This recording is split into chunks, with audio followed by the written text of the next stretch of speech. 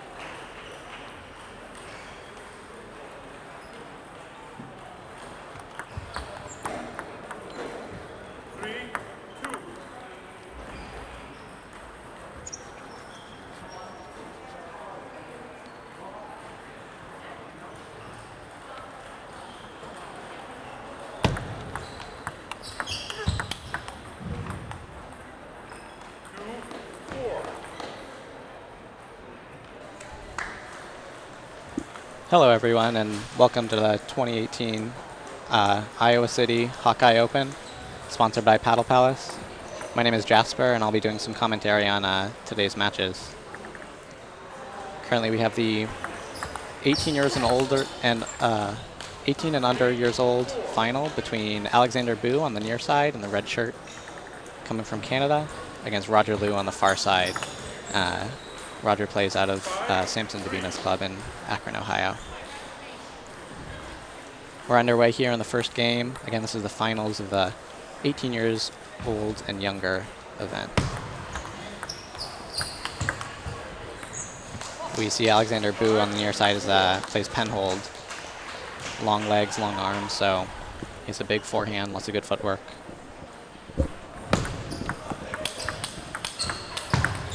Great rally there, fast, close to the table.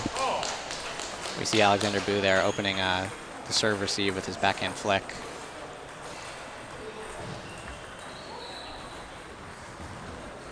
We'll see how the service and serve receive evolves over this match, see which player is getting an advantage on the serve.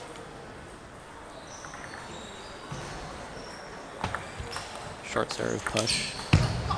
Yeah, so at this level, if someone serves and the receiver gives a backspin push, often then the server will be able to get a good, strong topspin attack in that'll end the point. Indeed, that's what we saw there. Let's see if we do it again. Went for a long serve there, trying to catch Roger on a, not ready, but missed the serve.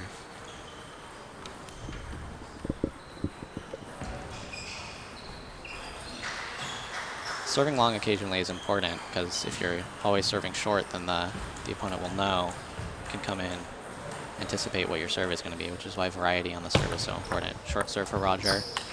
First attack for Alexander Bu, but really good block from Roger there, keeping it on the table. Alexander took a step over to the left to get that forehand, but didn't get his feet set quite well enough, so he wasn't able to move back and get the ball when Roger blocked it under the table.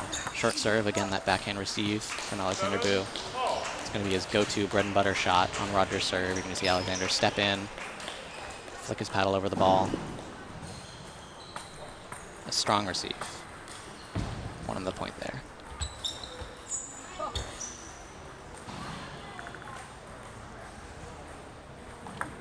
Side spin. Wow, very slow but spinny opening from Roger. Again, that backhand flick. Even though Roger's a shakehand player and Alexander's a penhold player, both can have really strong backhand flicks on the serve return. Let's see if we see it again. Push this time should be Alex's point. And indeed, yeah.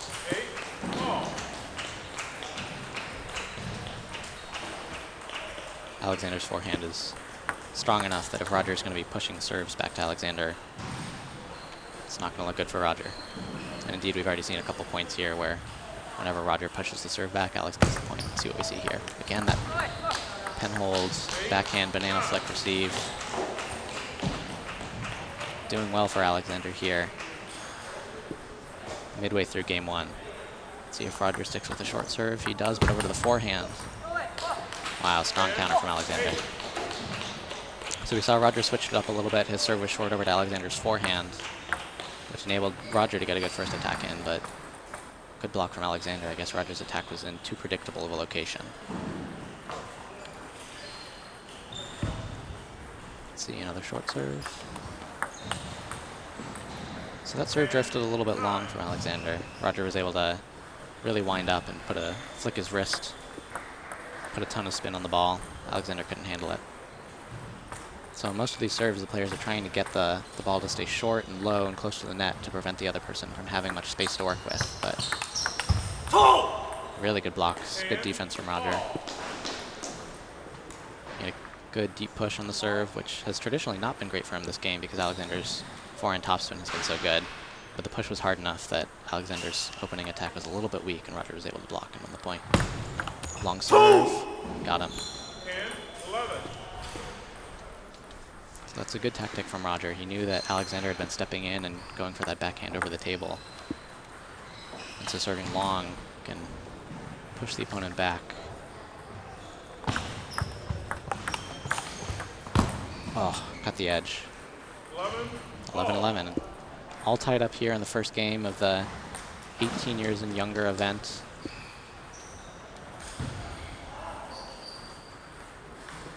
Roger about to be a senior in high school. I'm not sure about Alexander, but I think he's 16 years old, so both of these players definitely up and coming.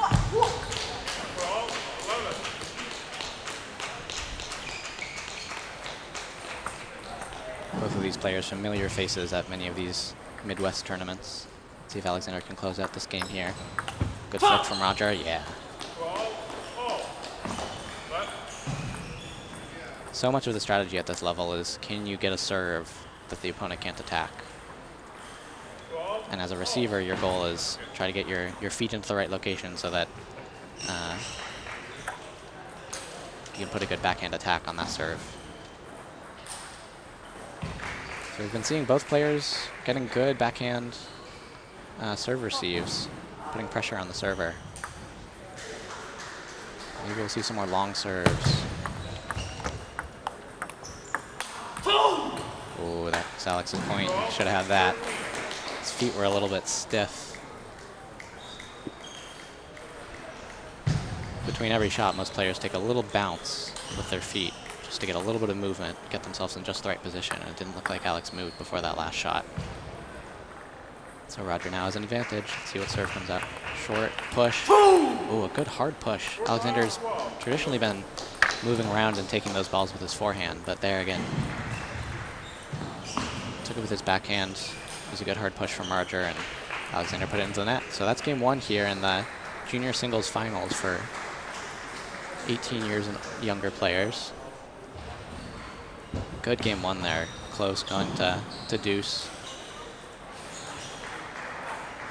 Both of the players still trying to figure out what serve and what serve receives are going to work best. We didn't see all that many long serves. Long, fast serves, which means that both players have been anticipating that the serves are probably going to come short, which means as a receiver you can step into the table and try to prepare yourself for that short serve a little bit early in the hope that the opponent doesn't serve long and surprise you.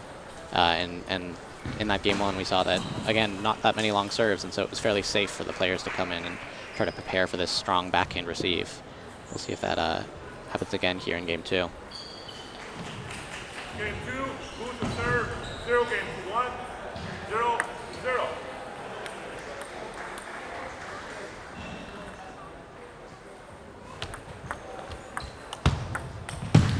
Good serve there by Alexander. Short side spin. Roger didn't quite know what to do with it. So subpar serve receive, and Alexander was able to finish the point easily. Let's see what he gives him this time. So Roger going to step in and try to prepare early for a flick. Again, really good serve from Alex. Roger, we did see him kind of stepping in and preparing for a backhand return on that serve, but Alexander put the serve way over to Roger's forehand, and so Roger had to make a last-minute decision to go and change and do a forehand serve receive, and that means he was a little bit late for it. Alexander finished the point easily. Long serve, maybe? Ooh, great serve. Alexander was hoping that it was going to come out long so he could attack it, but the ball stayed short, bounced twice on the table. Easy point for Roger. There's a long serve. Yeah, I think Roger's going to need to do a little bit more of that if he's going to prevent Alexander from doing the traditional backhand topspin flick. Yeah, and indeed we see both players serving long here once early in this game. I think that makes sense given what we saw in the first game, where the backhand serve receives were so good, players weren't winning an overwhelming majority of the points on their own serve. Good drop shot from Roger. Again, Alexander served it to the forehand, which we've now seen a couple times. In game one, there were a lot of serves going to the backhand side, but now both players seeming to avoid the opponent's backhand by serving to the forehand side.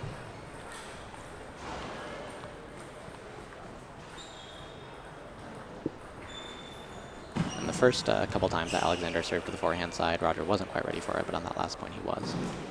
Good receive. Wow, kind of a chop block there from Roger. Not a very traditional shot, but it worked well for him there because put some spin on the ball that Alexander couldn't quite read, and that's all it takes to win a point. Just putting some spin on that the opponent can't read. 4-3.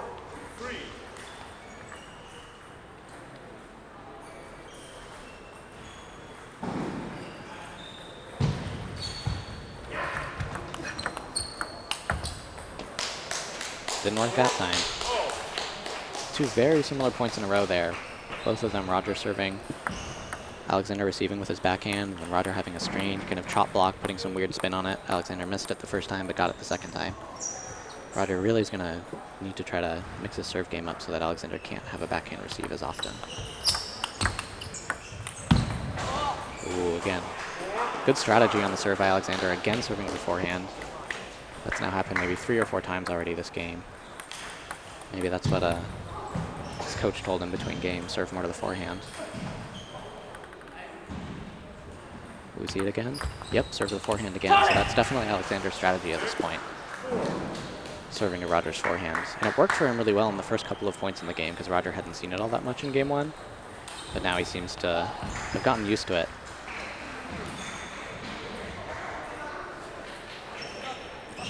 Variety is always the key here in serve. You can't give the opponent the same thing more than a couple times. Alexander still able to get this good backhand topspin receive, putting pressure on Roger. So interestingly enough in this game, the players have maybe been losing more of their service points than they've been winning. And again, if you're just tuning in, this is the junior finals for players 18 years and younger. Game 2 here, Roger Liu on the near side. Oh, great point there. Good counterattack there from Roger. Alexander had a good forehand, but Roger knew exactly where it was coming.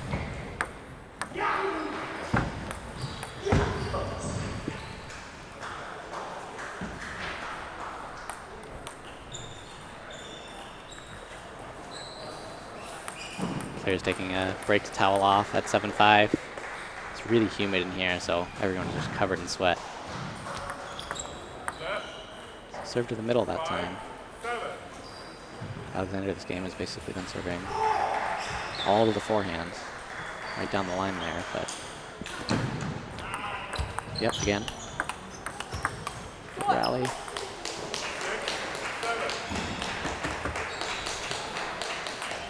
So that time Roger's serve receive was not so good. Alexander was able to get the first attack in, eventually converted it into a point. Another serve with forehand. No, this one the other way. 8-6.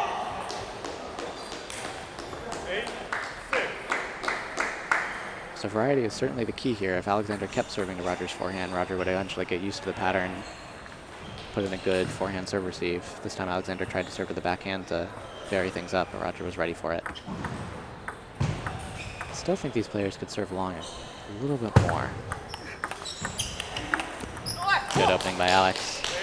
Again, that backhand serve receive is doing wonders for Alex. Roger's got to find a way to put a serve in a different location, maybe down the line, to make sure that Alex can't do that serve receive, because Roger's not winning a high percentage of his serve points. So that was something different. He served a little bit longer to Alex's backhand, trying to catch him not ready. But that backhand for Alex, standing strong on serve receive. Alex is winning a lot of the points on Roger's serve. Let's see, is Roger going to step in early, try to prepare for a short serve? Yep, steps in. Yep.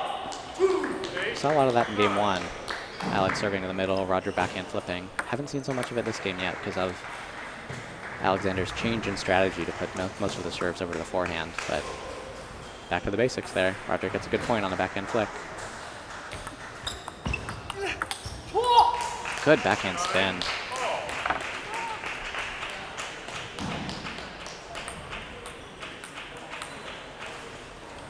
And Alex with his backhand not playing super fast shots, more focusing on just spinning the ball up, getting good quality spin, and Roger's having some trouble blocking it. Let's see if that continues. A little bit different serve over more to the forehand. Oh, that's a great point. So you saw that Roger served down the line there instead of cross court. So Alex still took a step over and took the ball with his backhand, but at that point he was out of position. Roger able to hit some quick shots back and forth, secure the point. Will he go down the line again? He does. Roger. Oh. Good serve strategy again. Serving down the line, making Alex take a big step over, get out of position. Could have finished it. But an unforced error means we're tied again at deuce, 10-10. I'm not complaining, means more table tennis. New serve from Alex there. He used the reverse side of his paddle. This is something that penhold players can do. So that at the last minute they turn their wrist the other way, and Alex actually hit that serve with the red side of his paddle. Put some different spin on it. Roger couldn't read it. Good variation there to get basically a free point. Not a great serve from Roger. Oh, great rally here. Oh, amazing point.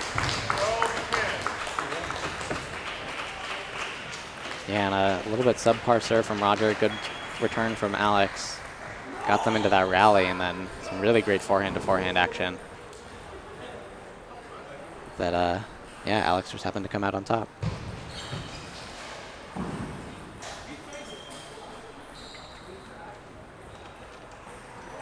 Both players pretty tall, about the same height. Both have long legs, move around the court pretty well, especially in those rallies where they're off the table. Couple steps back. So important to be able to take some quick steps to get to wherever the ball is. Hopefully we'll see some more exciting rallies like that in the next games. I wonder what their coaches are telling them. Alex's strategy that game definitely was served Roger's forehand a little bit more, and it worked out for him pretty well in the first couple of points, not so well in the middle, and then he changed the strategy up at the end, was able to pull it out. But Alex really has been just winning a lot of the points on Roger's serve. We'll see if that continues. Now tied 1-1. We've had these first two games go to deuce. It's exciting stuff.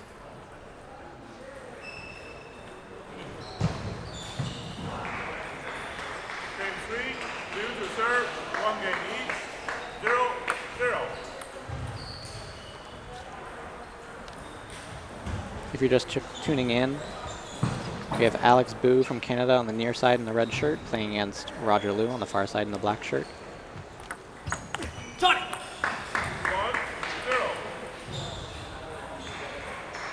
This is the finals of the junior event for players 18 years and younger.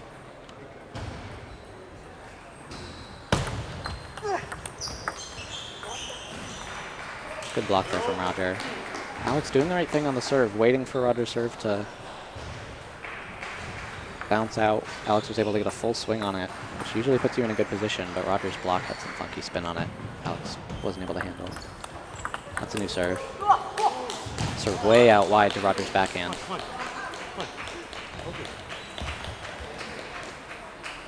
We'll see what new serves this game brings.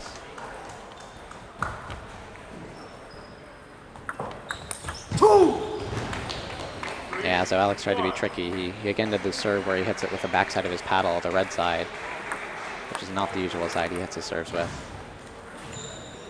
It worked for him really well once in game 2, but now it seems like Roger has seen that serve, knows what to do, and hammers that one home for Roger's point. Small lead here early for Roger. Yeah, whenever Roger serves to the middle and Alex has that backhand opening attack, that is a high percentage point for Alex, not a very high percentage chance of Roger winning those kinds of points. He's got to do something to avoid that backhand receive. Yep, again, same thing. Roger not happy with himself. He knows that Alex is returning a serve well. He's got to stay focused on his own serve return now. A little bit of frustration there from Roger.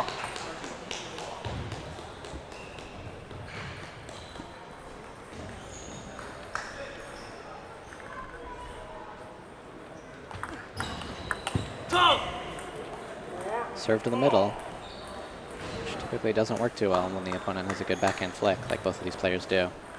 Alex has had some success serving right down the line to Roger's forehand and also way cross court, but these serves into the middle are not doing so well for either player.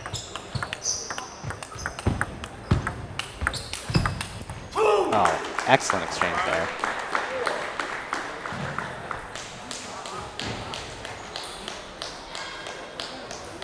Roger coming out on top. That should allay some of his frustration with the earlier couple of points. It always feels good to win a big point like that.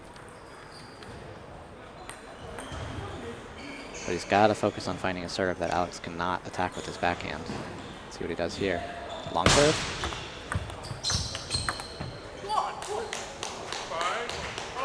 So he served Alex's forehand, but he wasn't really ready for the next ball.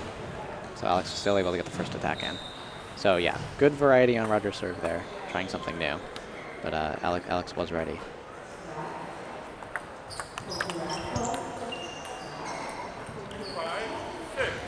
The all too familiar backhand topspin receive, winning the point outright.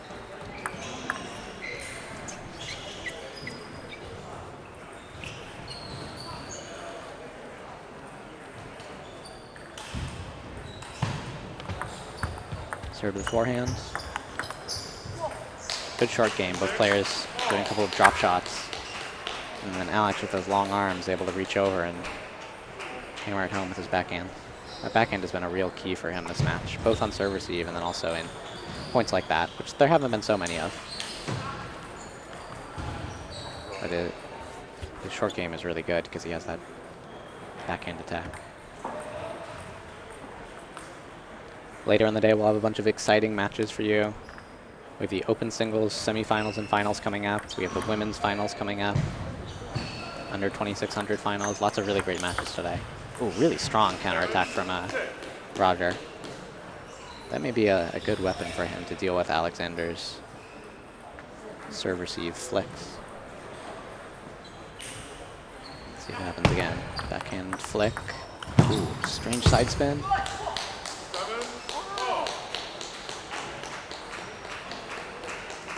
Bit of a scramble there.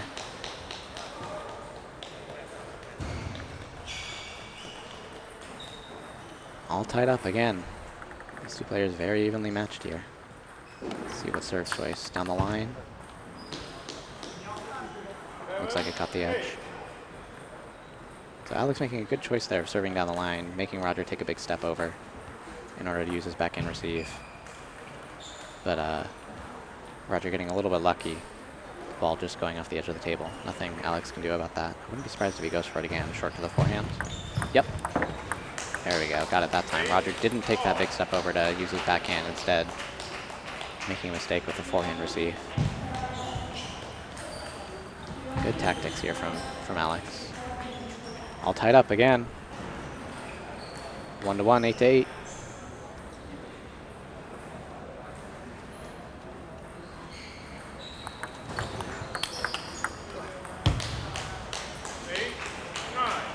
We saw something similar to what we've seen before, where Alex gets a good backhand serve receive, and then Roger hammers the ball back at him. And about 3 points ago this happened, and Roger won the point off of that really strong backhand counterattack.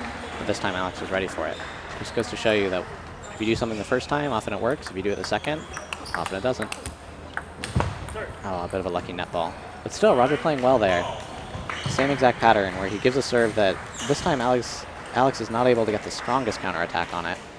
Or at least Roger knows that it's going to come back to Roger's backhand, so Roger's able to put an aggressive shot back on the table to get into the rally. Whereas earlier we've been seeing that when Alex has this backhand serve receive, it's just been winning the point outright.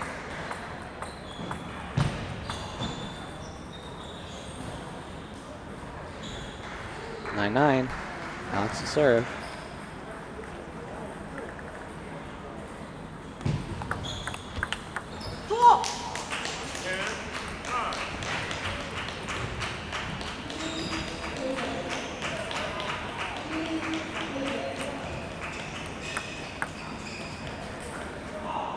There hasn't been a long serve this entire game. Let's see if we see one here.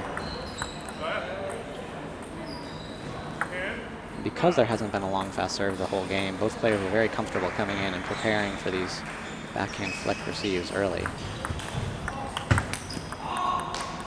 11-9. And a good serve gives Alexander Bu from Canada that game 2-1. All three of these games have been decided by just 2 points. Really tight match going on, very evenly matched players. These two players know each other well outside of this match. They've been warming up together this whole weekend. Again, two up-and-coming players.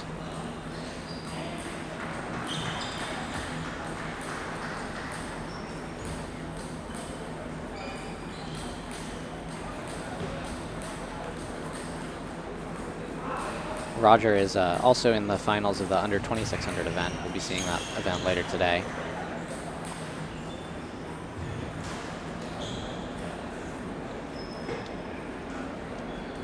And if you're just tuning in, this is the 2018 Hawkeye Open in Iowa City, sponsored by the Cedar Rapids Table Tennis Club and Paddle Palace.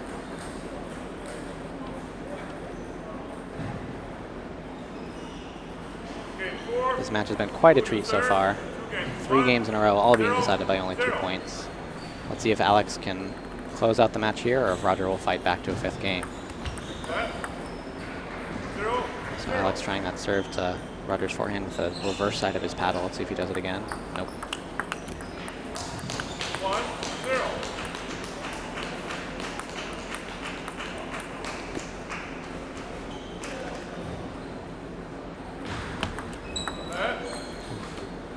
Two lets on 3 serves. Long serve. Yeah, that's great. That's the first long serve we've seen since, I think, game 2.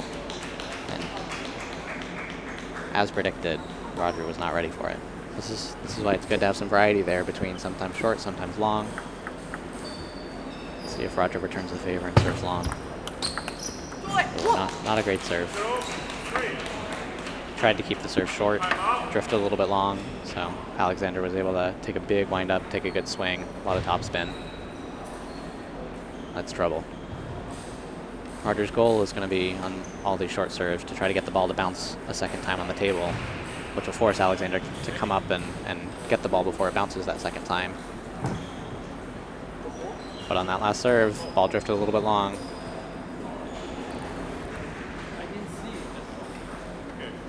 Roger taking a timeout now, down 0-3 in this game that he has to win in order to stay in the match. We saw earlier he was a little bit frustrated with the fact that his serves were drifting a little bit long, but let's see if that continues. Or if he can keep his serve short, or if he'll go for some long serves. Many different choices. Just don't want something that either drifts a little bit long or is sitting right in the middle for Alexander to backhand attack. Just gotta find something that Alex can't attack. I would say serve long. Alright. A little bit different motion on that serve. Alex didn't quite read it right. Ball bounced off the top of the net and out. after a timeout, it's so important to win that first point. Otherwise, you just feel like, yeah, a little bit of frustration still. There, Alex serving to the forehand, forcing Roger to take that big step over. It didn't look like Roger took quite big enough of a step over, and so he was a little bit out of position for that backhand attack. Serve to the forehand again. Wide to the backhand. Wide to the backhand. Yep. 1-5.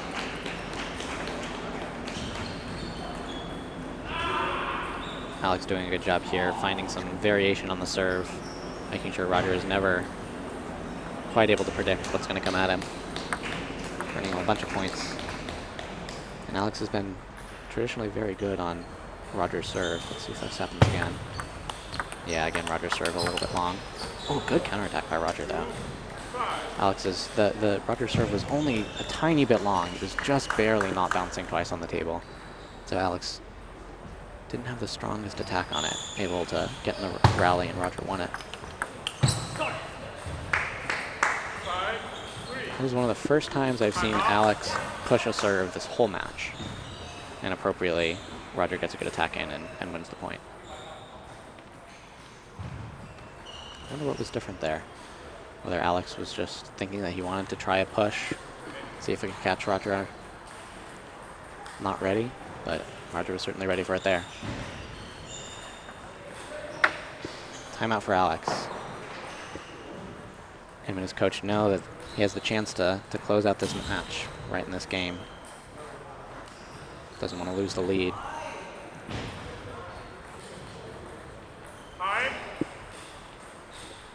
Timeout's typically a minute, but if the player that calls the timeout wants to end it early, it ends early. That's what happened here.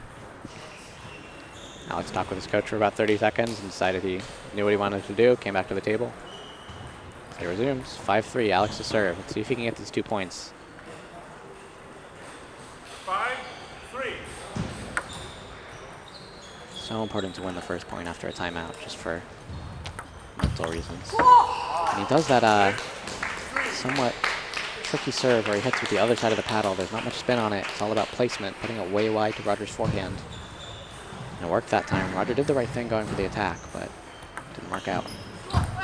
Oh, and a good serve way wide to Roger's way wide to Roger's backhand, excuse me. Alex definitely doing a good job at varying the serve between way over on Roger's forehand and way over on his backhand. Making it difficult for Roger to anticipate where it's going, difficult to get a good serve receive in. We need to see more of that. That was Roger's first long serve since something like game 2. And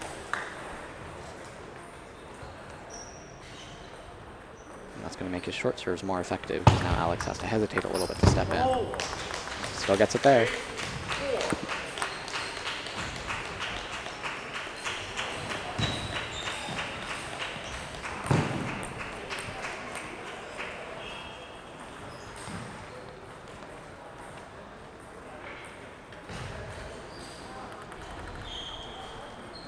Long serve.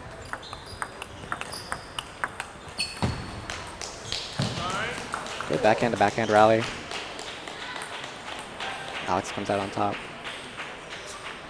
It is very evenly matched. The first 3 games all decided by only 2 points. This game, Alex seems to be running away with that. Can he finish it out? Serve to the forehand. Ooh.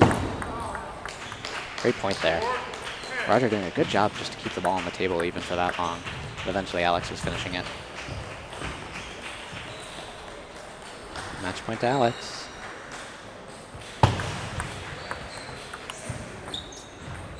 One match point saved.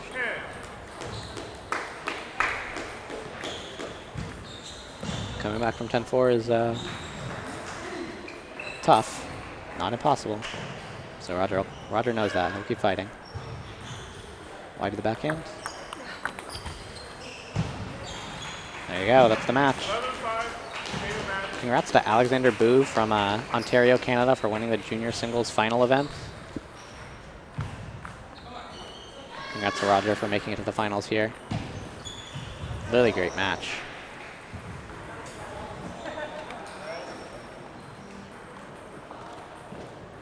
Thanks to you for tuning in. We'll be back shortly with another great match. So stay tuned.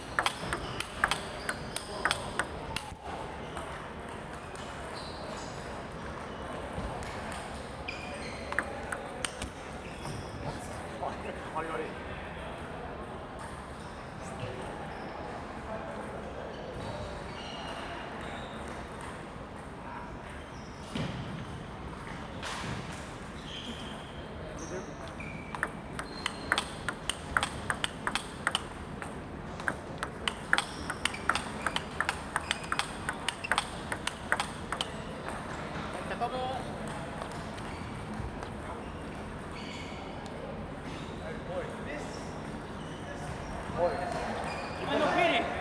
Boy, you play match, you want both to clap? Yeah. Or no? Yes or no?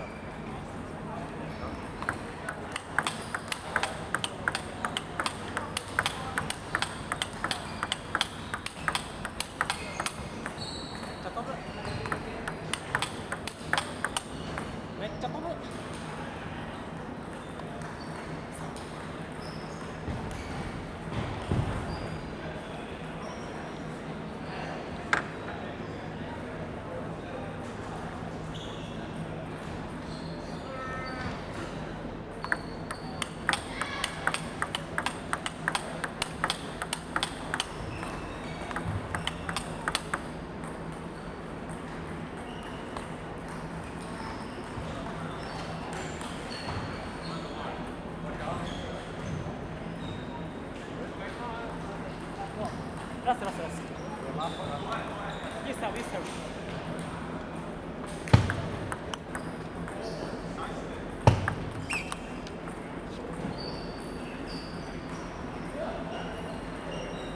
Let's switch in. Do that here. Don't go next.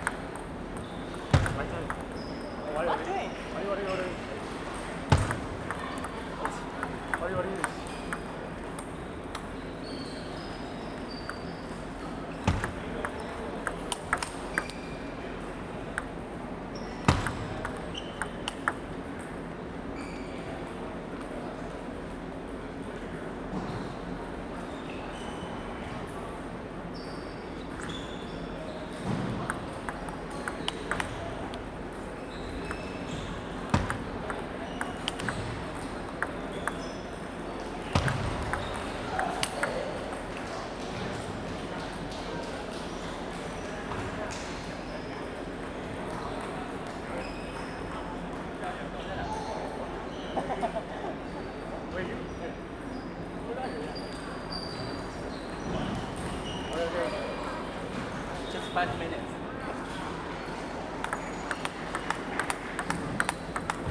어제는 첫. 어제는 첫. 기다려야 돼.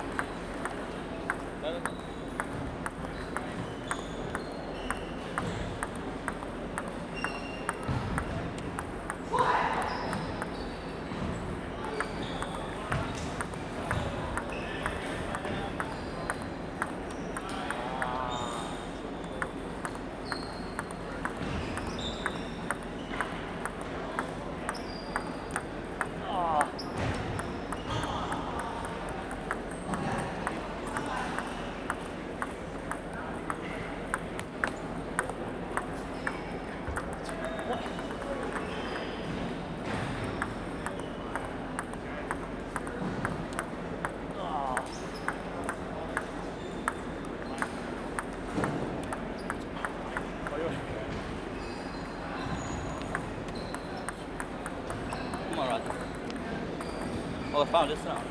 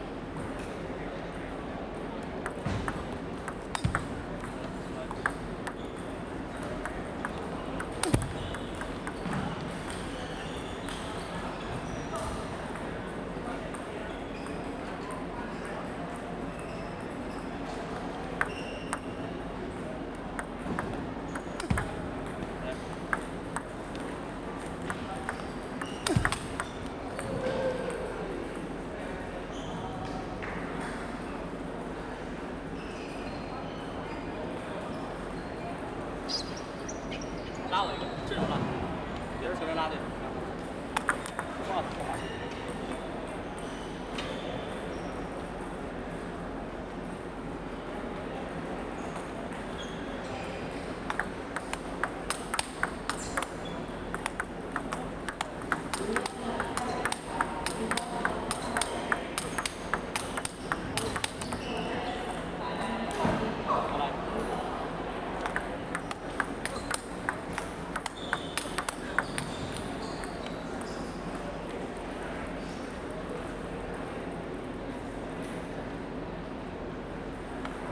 摆速啊，摆速，摆速。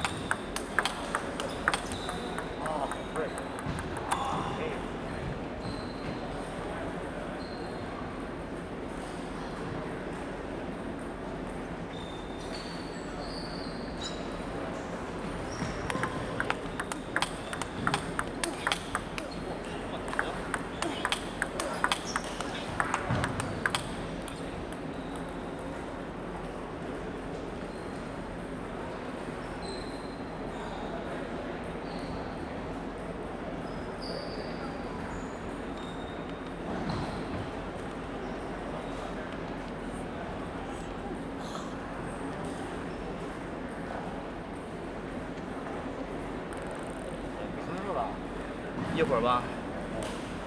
现在几点了1点。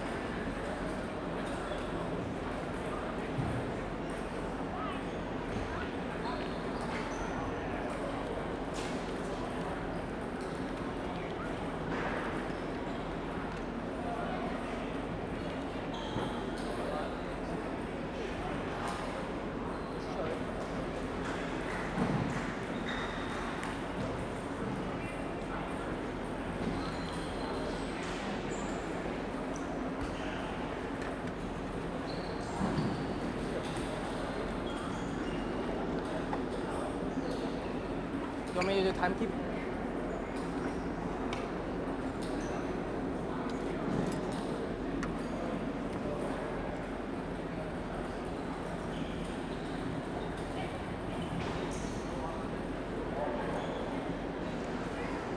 Hello everyone and welcome back to the 2018 Paddle Palace Hawkeye Open in Iowa City, Iowa. We have a really exciting match coming up for you between Akifumi Hamakawa from Japan and Ruini Lee from the India Community Center in Milpitas, California. Both of these players traveled a long way for this event. Akifumi has been playing in Iowa for the past couple months as a coach there. So came over to Iowa for this, and Ruini coming from California. Ruini also a coach over at ICC.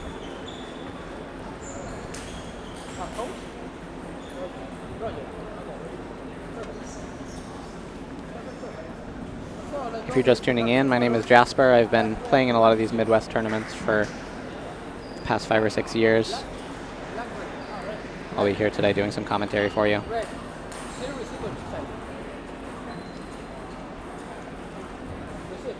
Umpires for today are Jorge Venegas on the left side of your screen and Simon Shu on the right side. You guys have 2 minutes. Warm up. We'll see a 2-minute warm-up for these players, and then we'll get to this open singles semifinal.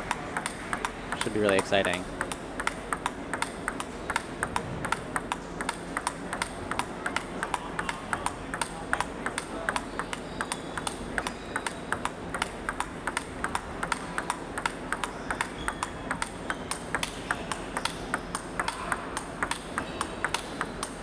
Akifumi on the near side in red is the higher rated player out of the two, with a US ATT rating of 2681.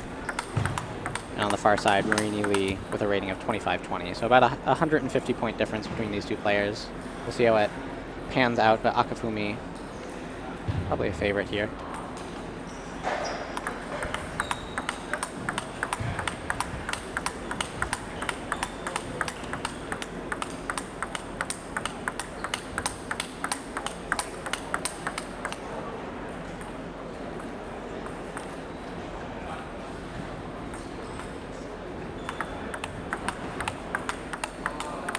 Ruini has been at ICC for about a 1.5 years as a coach there. Coaching a lot of the young talent they have over in California. Akifumi, I believe, has just been in the US for a couple of months. He's been coaching Roger Liu, who we just saw in the junior event finals. Took second place in that event.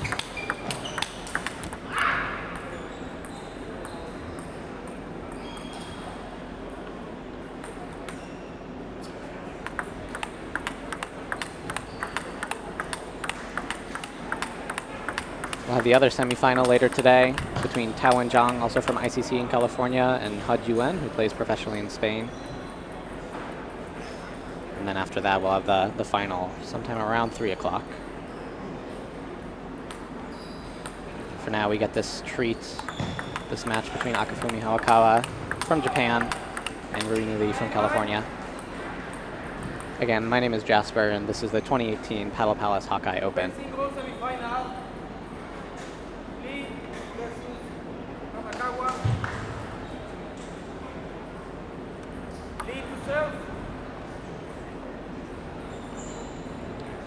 And we're underway here with 0-0.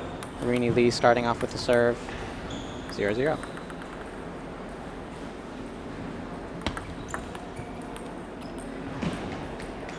Always a good sign when the first serve you hit in the match is a winner. 1-0. We'll see how Akifumi adjusts.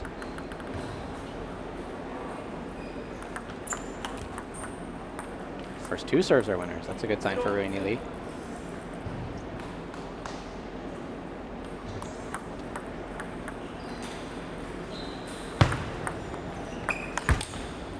Great serve from Akifumi as well.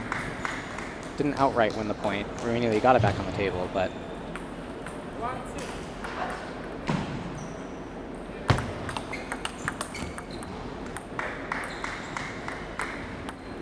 again, a good third ball attack there from Akifumi. Winning the point on his first hit in the rally.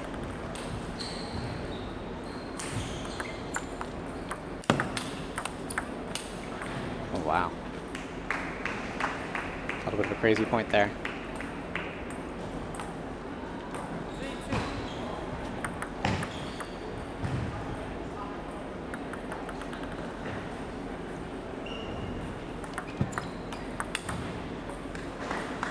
A good read by Akifumi, seeing that Ruini's serve was going to come off the side of the table, so Akifumi took a big forehand swing at it.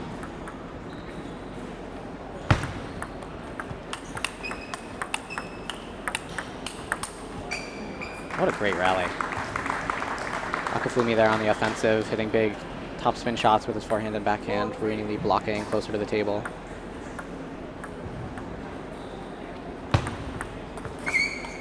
Oh, great serve receive. Akifumi trying to get his serve short so that it would bounce twice on the table, but didn't quite bounce the second time on the table. Ruini was able to get a good forehand attack down the line, surprising Akifumi for the point. 4-4.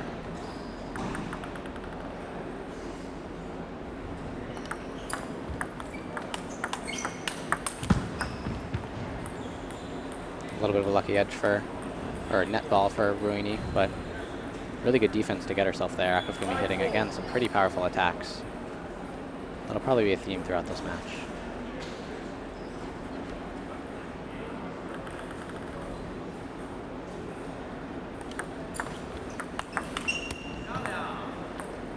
And again, a good serve from Ruini, giving her a good third ball opening, strong backhand attack.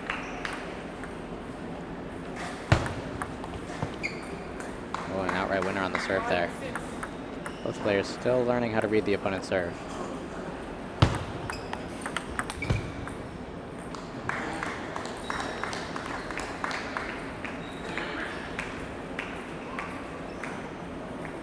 So we've seen Akifumi win a couple of points, not directly on the serve, but after Ruini returns the serve, Akifumi hits a strong attack for the winner. And that's what the strategy is going to be so many of these times, is a good strong third ball attack.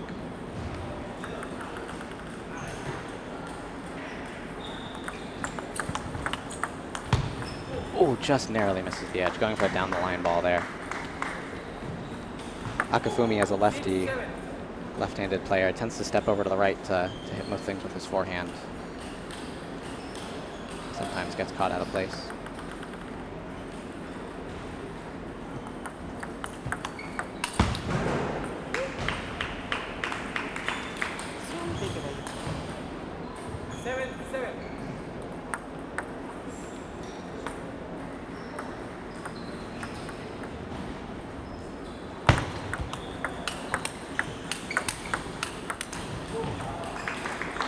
Awesome point there. Strong attacks from Akifumi while he's a couple of steps away from the table. Good defense by Ruini, keeping the ball on the table. As we've seen before, eventually Akifumi gets the point.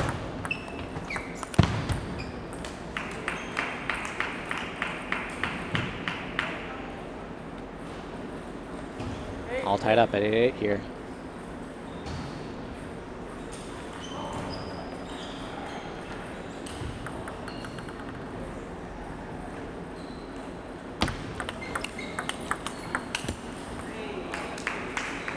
Excellent point. We saw Ruini there serve long and fast into Akifumi's backhand. Was able to get into the rally, eventually forced a mistake.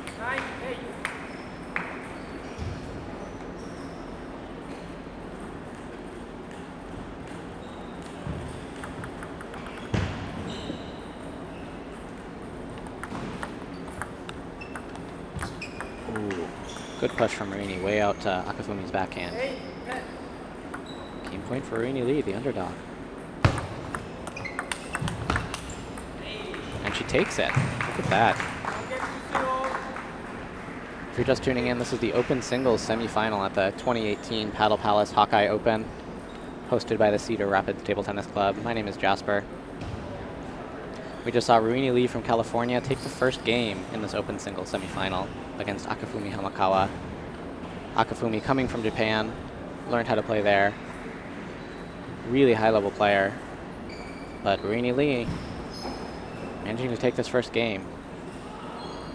Staying close to the table, blocking a lot of Akifumi's attacks, eventually forcing mistakes.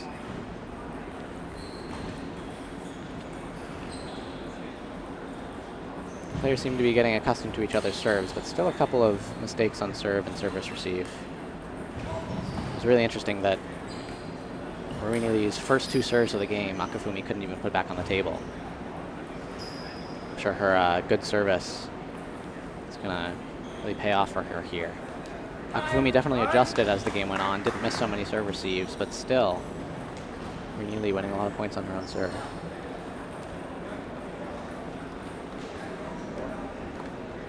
Let's see what game 2 brings. 0 against 1. Hamakawa to serve. 0-0.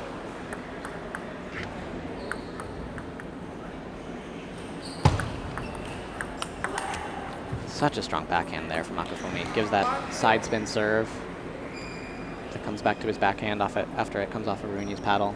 Really strong backhand attack. You'll probably see that a lot.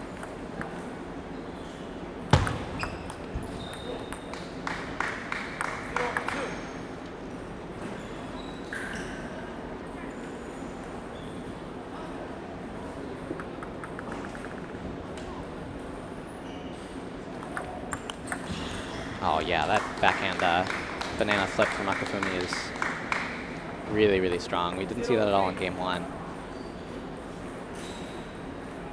If he can do that, he'll be winning quite a few points off that.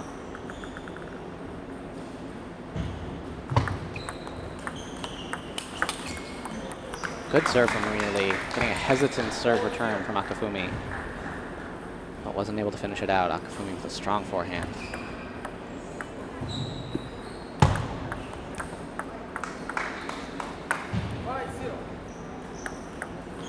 Still some trouble with service return.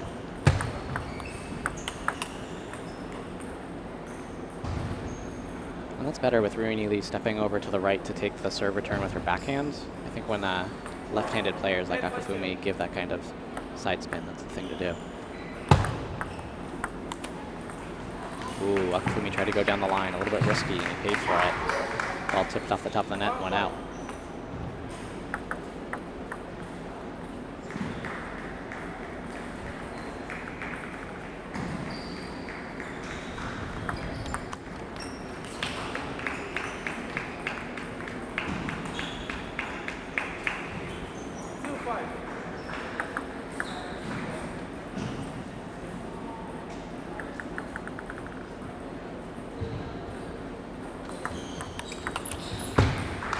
There's that backhand serve receive that we've started to see in this game. Akifumi moving over to the right side of our screen. Winning the point. There's that side spin. You saw how far the ball went over to the left of our screen after it came off of Ruini's paddle. Lefties especially really like giving this really heavy side spin serve that brings the ball back over to oh, lucky.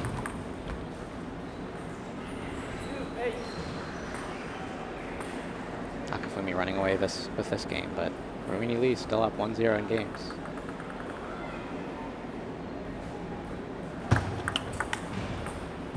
Strong backhand from Akifumi. It's one of the few long serves, long fast serves we've seen this game. Trying to catch Akifumi. Not ready, but didn't work.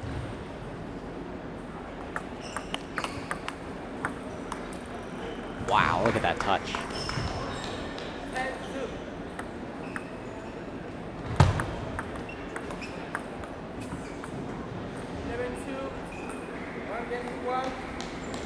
All right, all tied up at 1-1 here. We'll take a minute break for both players to think about their tactics, talk to their coaches. Ruini going back to her corner. Akifumi back to his.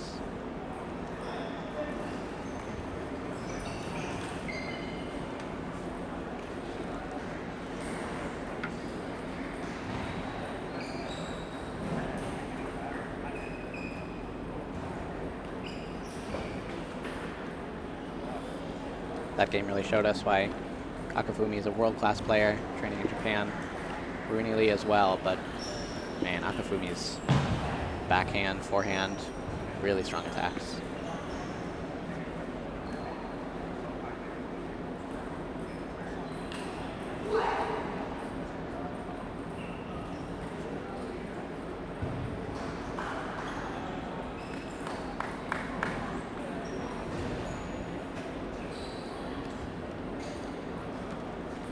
game 3 here. Let's see if Ruini Lee can repeat what she did in the first game. Managing to win the game.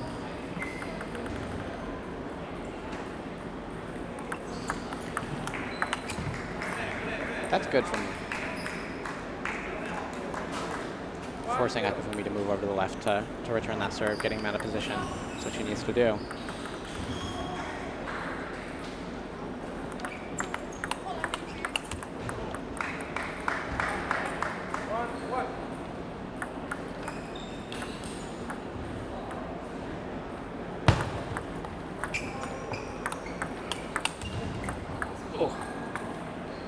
Goes back the other way too.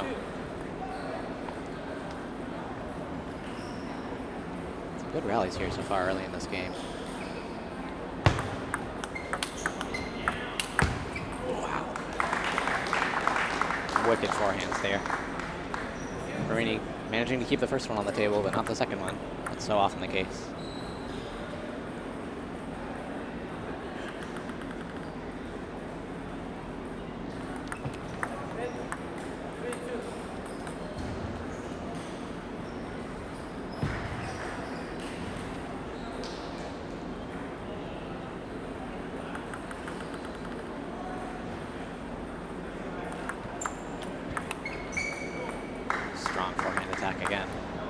Akifumi hesitated a little bit. There might have been an opportunity for Ruini to counterattack that. A heavy spin from Akifumi sealing the point.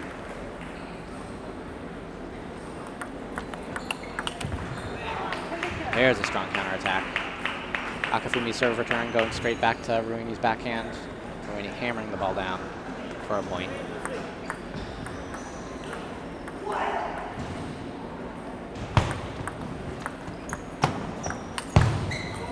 So strong, and that attack right to the middle, right between Ruini's forehand and backhand. It's so often where pro players will aim if they're trying to put away a point right in the middle.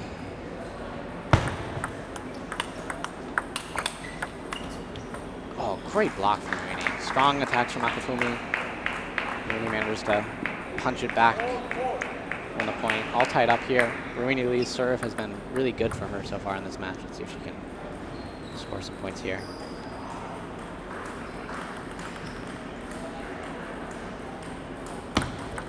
Long serve.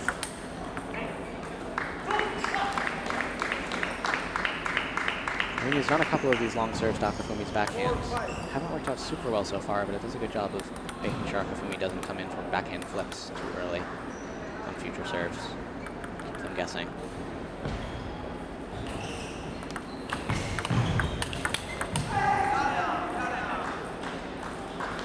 Great counterattack again from Ruini.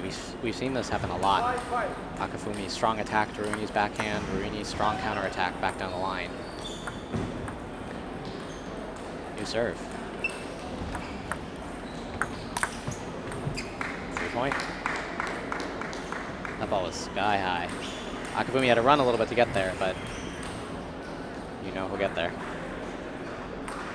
So this is interesting. Now we see being tied at 1-1-5-5, Akifumi goes for a different serve. I wonder why he chose to right then. Just looking for a different weapon. Yep, new serve again. Jorge calls it that. Says that Akifumi, I think, threw the ball up from over the table, whereas you have to throw it up from behind the table. Oh, strong step around forehand. Left-handed players love that one. I'm left-handed as well, so I know that combo well. Side spin serve, step around, forehand cross court, common sequence. Small lead for Akifumi.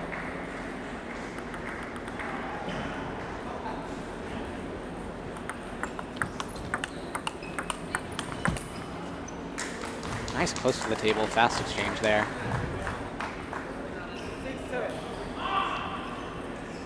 Ruini continuing to get a large percentage of the points on her own serve.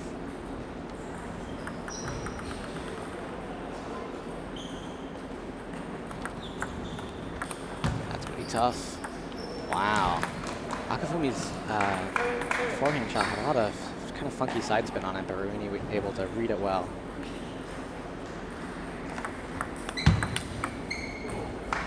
Oh, That's a strong punch. ไม่ต่อต่อ So the serve drifted a little bit long. Ruini had the opportunity to attack it. She put a bunch of spin on it, but not enough speed, so Akifumi was able to counterattack.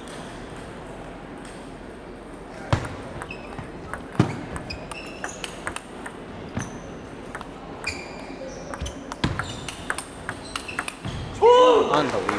Holy cow. Akifumi's pumped about that one. He was out of position, scrambled for it, got a backhand chop that somehow managed to land back on the table. Really excellent point there. That'll be one to rewatch.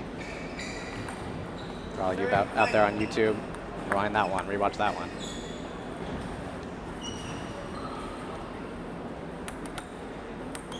All right, Ruini lead needs these 2 points.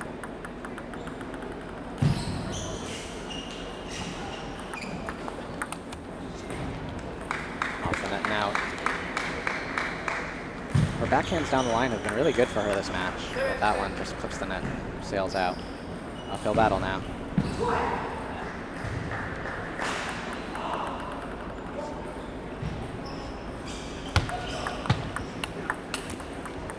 Strong backhand attack from Ruini there. Good serve, earning her a 3rd ball attack. Akifumi couldn't handle it. Still a chance, but putting points off of Akifumi's serve has been very hard. That'll do it. A little bit of a high serve receive.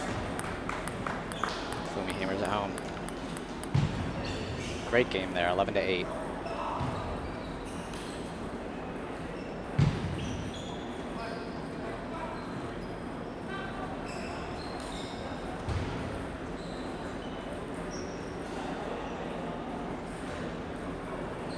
This is the first of our 2 semifinals in the open singles event. A lot of really high-level players, pros coming from all over for this event. Really exciting to see some of these matches, see how they play out. In this match, Ruini coming in as the underdog, winning the first game, 11-8 in a very close one. Akifumi figuring out perhaps some different tactics, or maybe just nerves settling down, winning the second game easily. Then the third one was another fight. It could have been anyone's game. It came down to a couple close balls. Let's see what this 4th game has in store for us.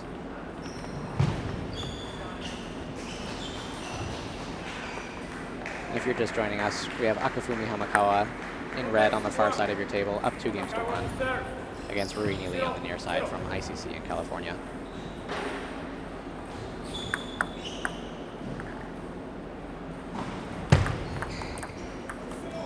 Haven't seen too many straight up errors. Backspin serves.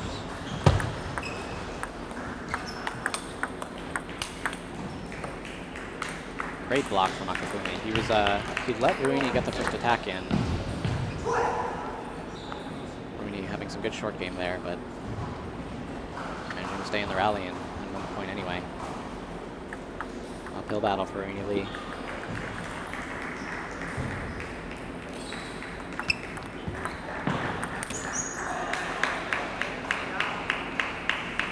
Off the net and out there. Good short game again for Ruini Lee.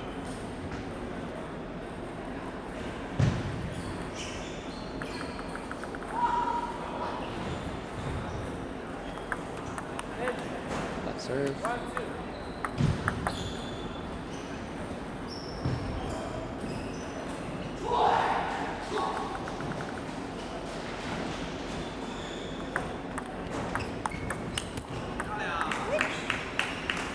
So early in this 4th game, we see Akifumi win his 2 points on his own serve. Ruini wins her 2 points on her own serve.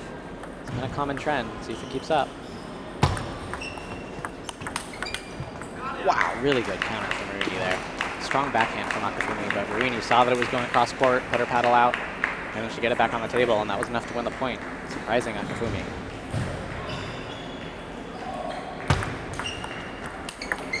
Not that one. But still, this is good. Akifumi often winning both of his own service points there. Ruini holding him to only 1.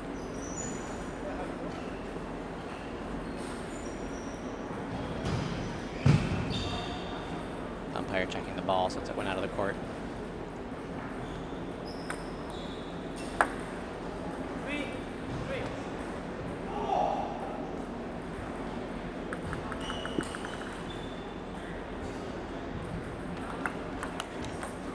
Just barely missed. Good serve from Ruini.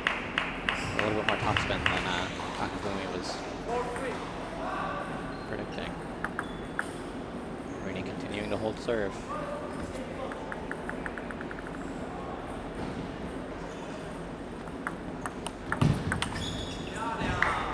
Ruini has won 4 out of her 4 service points this game, as well as stealing 1 off Akifumi's serve, so looking really good for her.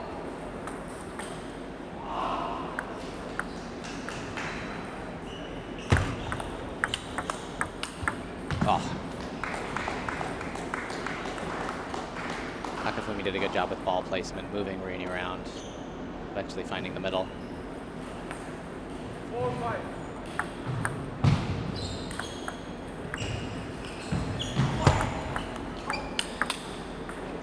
That is a strong forehand.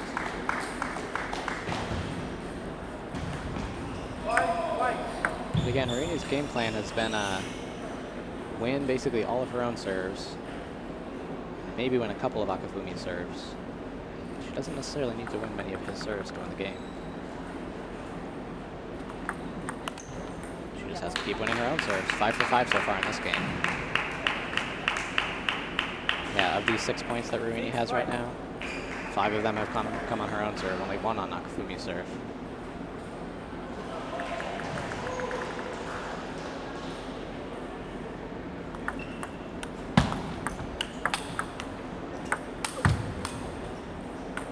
Look at that.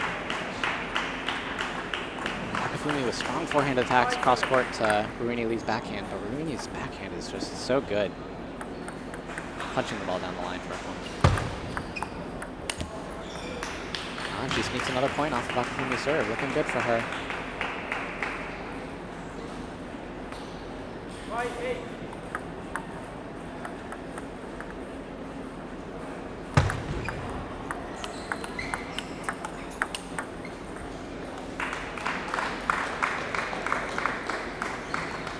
Solid strokes from Akifumi there.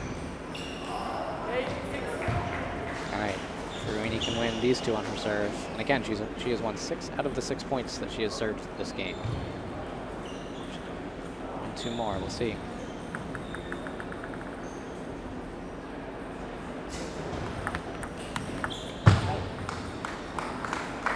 Not that one.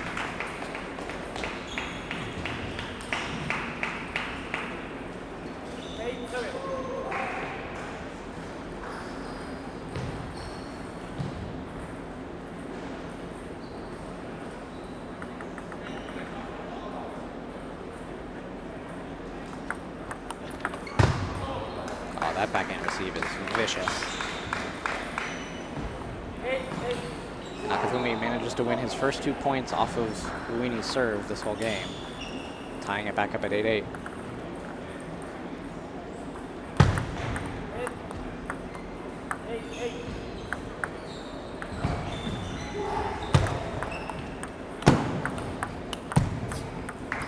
Again, another solid backhand block from Ruini Lee, forcing an awkward shot from Akifumi that lands in the net.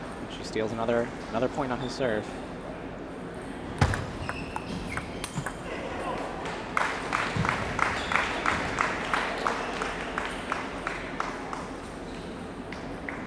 Both players go to the towel to dry off, and it's quite humid here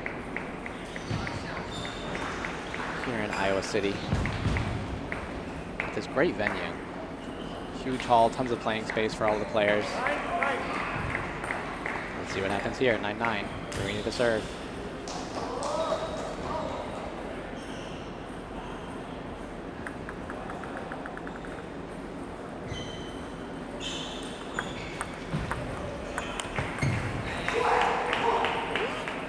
She gets 1 on her serve, and she gets a second. Nice backhand for Akifumi. Good short game from Ruini Lee.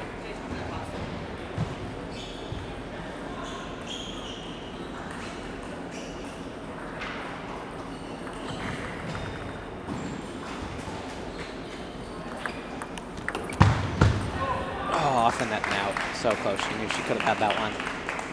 The good backhand serve receive from Akifumi forces the error. All tied up, 10-10 here. It's going to be tough. One serve each now. Someone's got to break serve.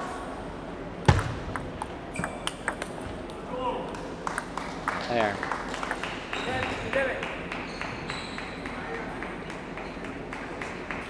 This is 4 out of 7, so this is not match point, only game point. There will be more table tennis.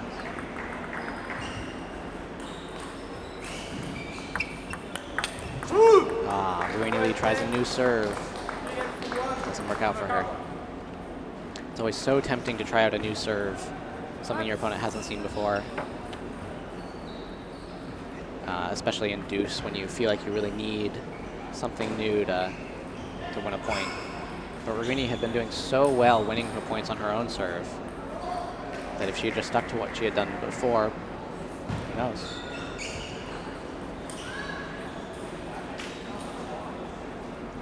When you're playing a match, it can often be very hard to keep count of these things, like how many points have you won on your own serve, just how many points have you lost. But those kinds of numbers can be really informative about whether or not you should stick with the same serve strategy you've been doing or go for a different one. And this is why coaches can be so important. They can come and say, you know, you've been doing so well on your serve. Stick with what you've been doing. No need to try something new. Whereas we have to think of some new strategy on the other person's serve. The game can feel just so different depending on who's serving. The strategy, the way that the points go, things can be completely different when the two players are serving. So Akifumi taking a 3-1 lead here. After Ruini Lee won the first game, 11-8, Akifumi coming back, winning the next 3 straight. Really close game 4 there. Akifumi changing shirts, now in yellow.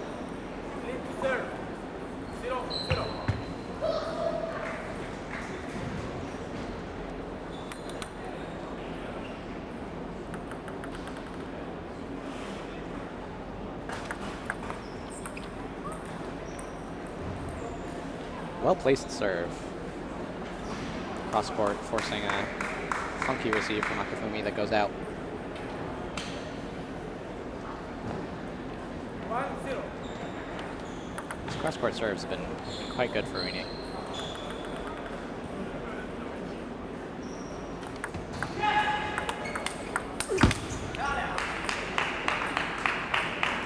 Excellent close to the table play from Ruini there. Akifumi starting out with a spinny forehand that didn't have much speed on it. Ruini punishes it. Another one of those backspin serves, heavy backspin. Ruini pushes into the net.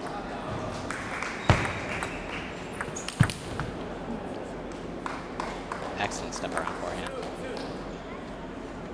So keeping with what we've been seeing this game, Ruini wins her 2 serves, Akifumi wins his 2 serves.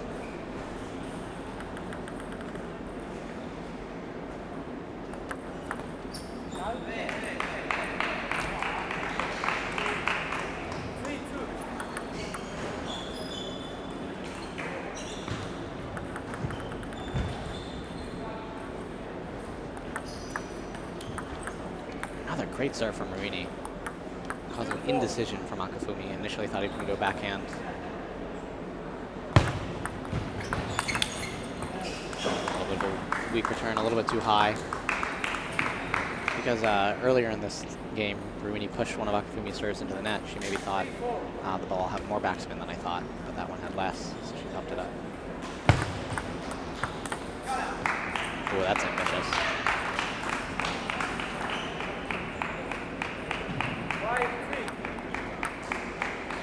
Ruini stealing one of the points from Akifumi's serve, opening a small lead. See if she can hold it.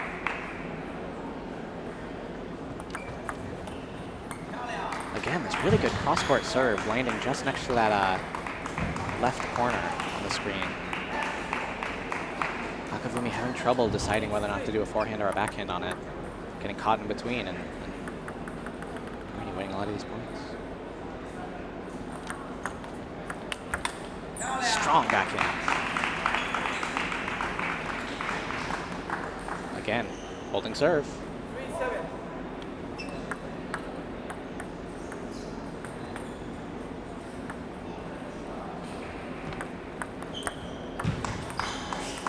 New serve from Akifumi, the reverse pendulum. Having a lot of backspin. Earlier in, I think, game 1 or game 2, when Akifumi did the reverse pendulum serve, he gave a topspin and Ruini popped it up. There's that topspin. That's why variation is so important. If you give someone a backspin and they push into the net, they might try to overcompensate on the next one. So if you give them a topspin, it pops right up. Both players still continue to hold serve.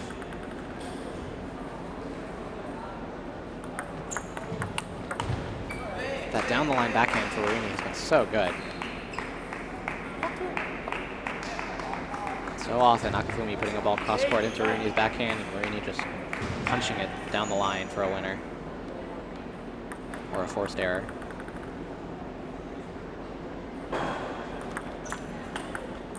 Ooh. Around the net. Look at that. Akifumi finding a new way to return Ruini's cross-court serves. Why not just go around the net? Pretty impressive. So I believe that's the first point that Akifumi has won off of Ruini's serve this whole game. And what a way to do it.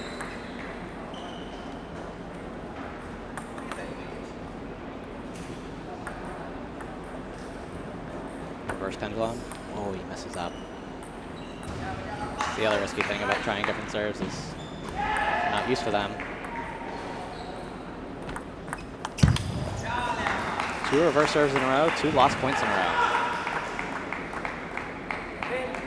Shows you the importance of trying to keep track of how many points you're winning on your own serve. Don't change if you're still winning.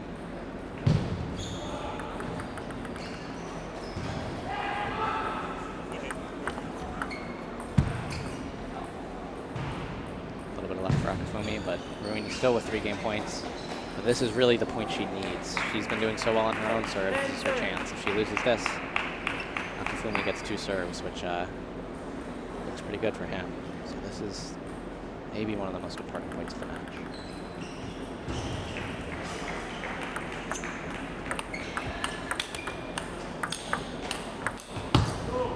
Oh, just barely missing. What a great rally there. Akifumi again taking a step back, hitting these big spinny shots. Ruini staying close and punching it back. Akifumi managing to move around enough, getting enough strong attacks that eventually forces a mistake from Ruini, but gosh, it was close. So in Akifumi's last 2 serves, he did the reverse serve and lost both points. I guess this is going to go back to the normal.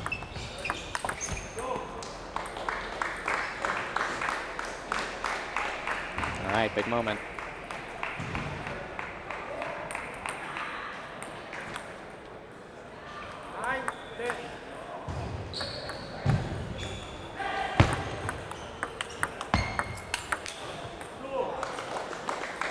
Here we go. The percentages don't lie. Akifumi's winning a high percentage on his own serve. Ruini's winning a high percentage on her own serve. Good comeback there. Down a couple game points. Deuce, 10-10.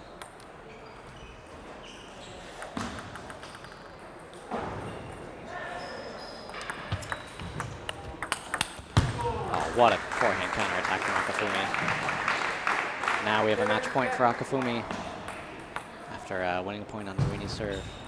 See if he can steal it. Ah, and that's it. What a comeback for Akifumi there. Winning this open singles semifinal over Ruini Lee. 4 games to 1. Really exciting match there. Games 4 and 5 both going to deuce, ending 12-10. Players shake hands with each other and the umpires. Great match. Could have gone either way. Ruini Lee dominating on her own serve. Akifumi dominating on his own serve. Coming down to just a couple of last choices in deuce that went Akifumi's way. Well, thanks to everyone for tuning in. We'll have more great matches coming up. We have another open singles semifinal. We have the under 2600 final. We have women's final. Another really good lineup today for all of you table tennis fans out there tuning in to watch.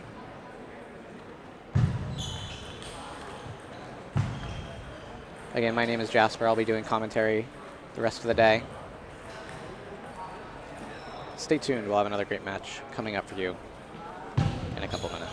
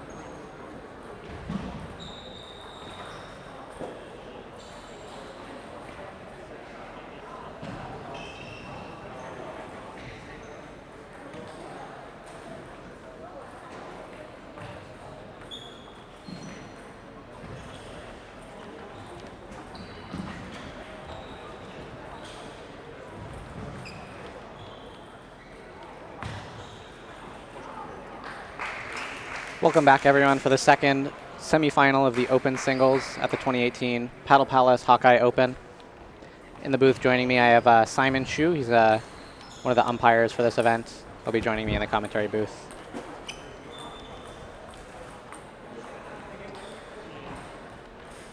This semifinal is going to be quite a treat. Wenzhang, U.S. Open champion. Zhiwen, a professional player from Spain.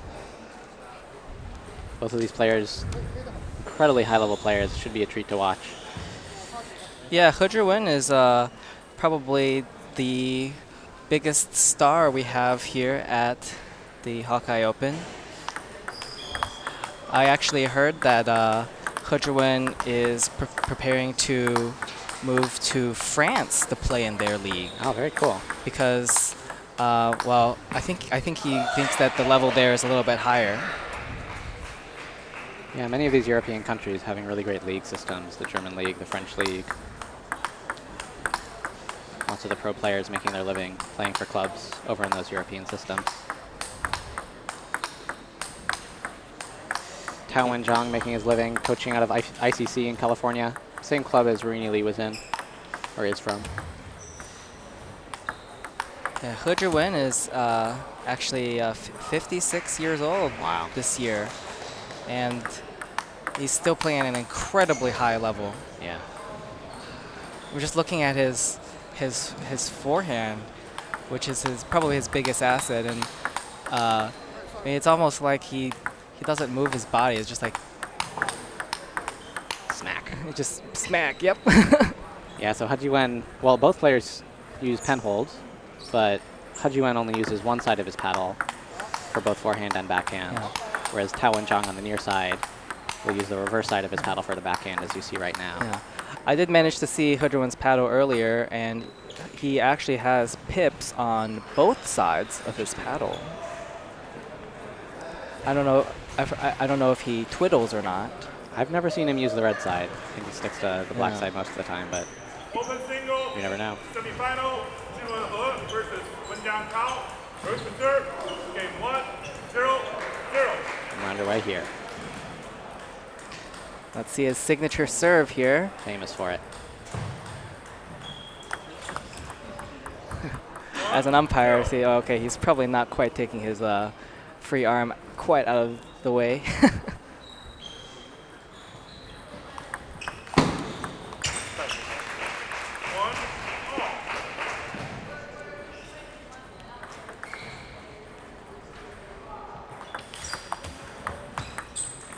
Oh, good adjustment from Wenzhang there. Ball clips off the top of the net. All right, Simon has to go do his umpire duties.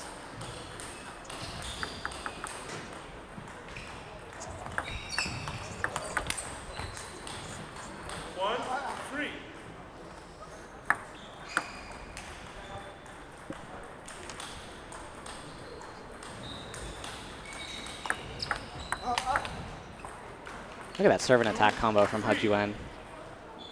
He's famous for these long serves right to a corner and then following up with a strong forehand attack.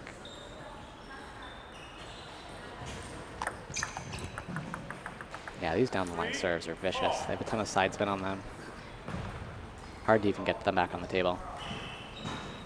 Zhiwen yesterday played with a bunch of the players at this event. Just hit with them for a couple minutes. It was a lot of fun.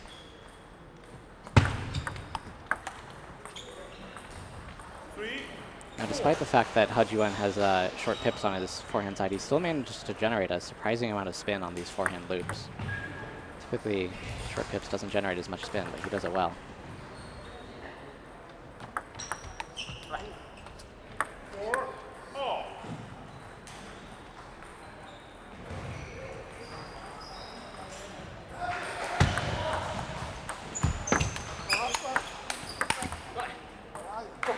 Good rally there.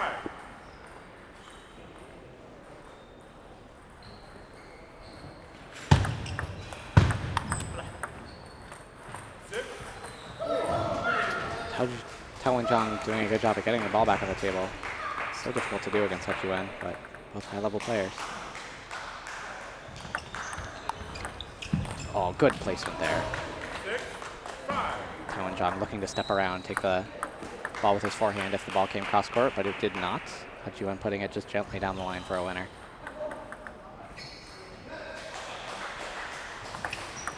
Black. 5-7. Small lead here for Wenzhang, but Zhiwen winning a large percentage of the points on his own serve. Let's see what he gives now.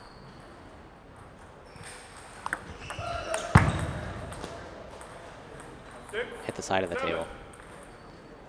So Zhiwen's serve strategy is to serve a couple long, deep down the line, and then a couple way across court to make the person run for it. It's hard to be ready for both.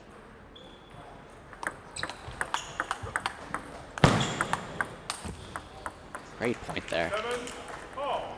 Zhiwen using the angles really well, putting that ball far across court, making Wenzhang go and get it. Eventually forcing him out of position.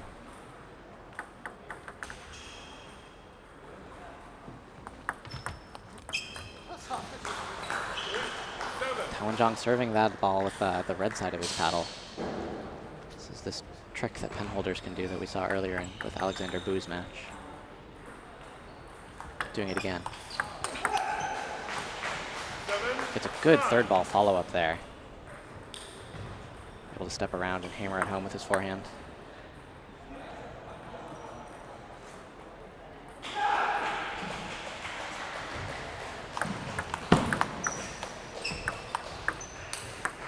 Oh, incredible. Wenzhang totally caught off guard by Zhiwen's long, wide serve. Manages to recover, get an aggressive shot in, win the point. Really great recovery there. Let 7-10.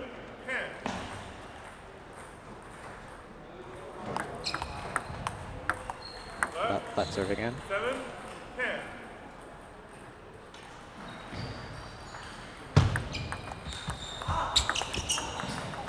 Ooh, Wenzhang could have had that. That was his chance. But Zhiwen still hanging in there. He's going to have to win 2 points off of Wenzhang's serve. See if he can do it.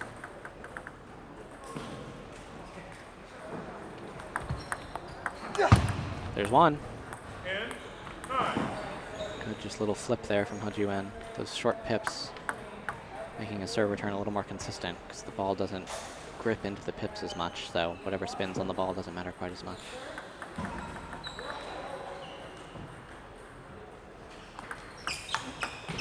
Oh, excellent placement.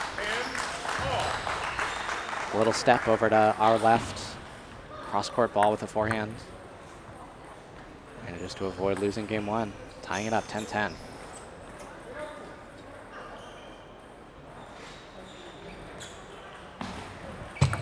Cross-court. What a serve. 10-11. It's so tough as a right-handed player facing down Zhiwen to be ready for both that ball way out wide to the right of our screen and also the one coming long, deep, fast to the left.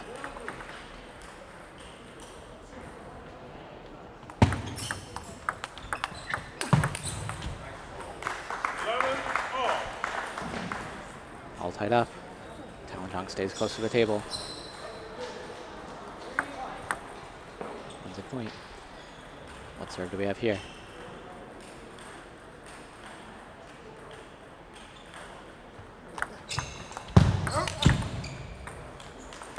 Beautiful, look at that. Wenzhang doing a good job of stepping around and receiving that serve with his forehand, but just not enough speed on it. Zhiwen pounds it for a winner. That is his main game plan.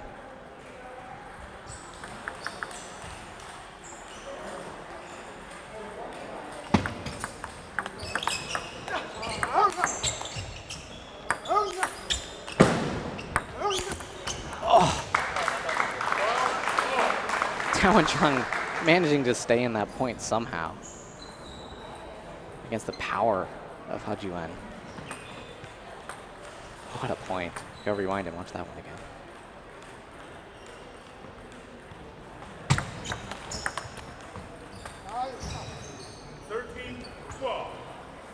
Wenzhang doing a good job putting that ball back down the line instead of putting it to Zhiwen's forehand.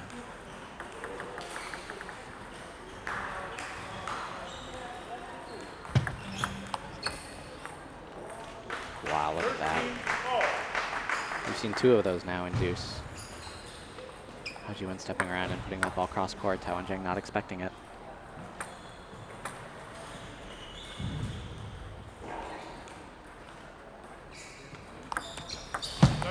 Ooh, wet, barely.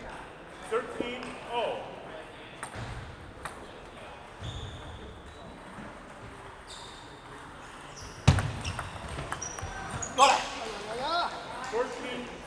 Zhiwen going for a short serve down the line there. Didn't work out for him. Wasn't able to follow up with the 3rd ball attack. Wenzhang with a game point here in game 1 of this open singles semifinal.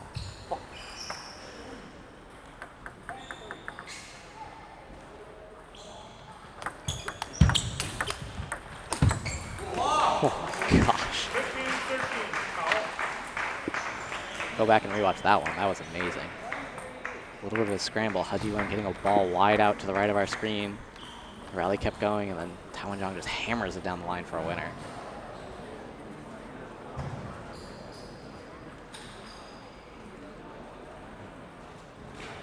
That was only game 1. We still have a lot of table tennis yet to come in this match and afterwards. If you're just tuning in, welcome to the 2018 Paddle Palace Hawkeye Open here in Iowa City, Iowa, hosted by the Cedar Rapids Table Tennis Club. My name is Jasper. I'll be doing commentary for most of today.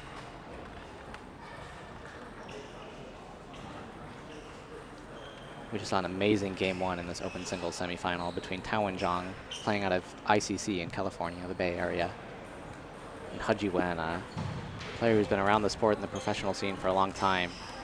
56 years old, still playing at an incredibly high level. Wenzhang, one of the best players in the U.S. He's won the U.S. Open before. And we have a close match here between these 2.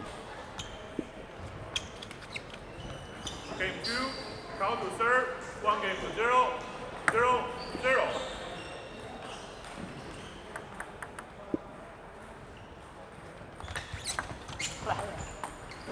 Mistake on the service receive. Didn't see too many of those from Zhiwen in game 1.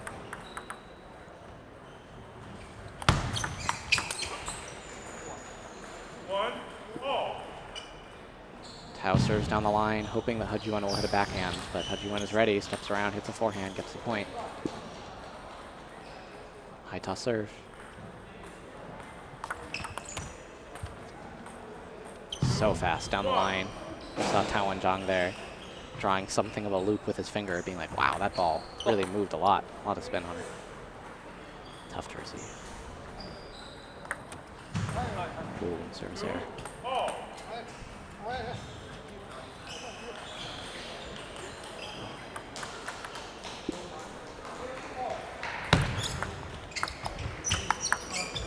Wow. Again, this placement cross-court from Zhiwen has been really a boon for him this match. Winning a lot of points with these cross-court balls that Wenzhang is not ready for.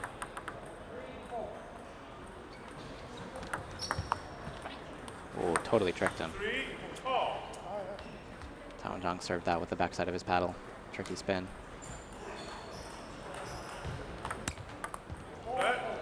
Barely a let. Zhiwen really close. Ah, Wenzhang ready for that one. The ball not quite wide enough. Comes right to Wenzhang's forehand.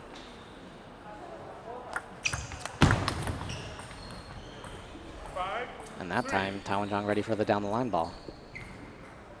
Zhiwen's going to have some trouble if he can't surprise Wenzhang with these serves.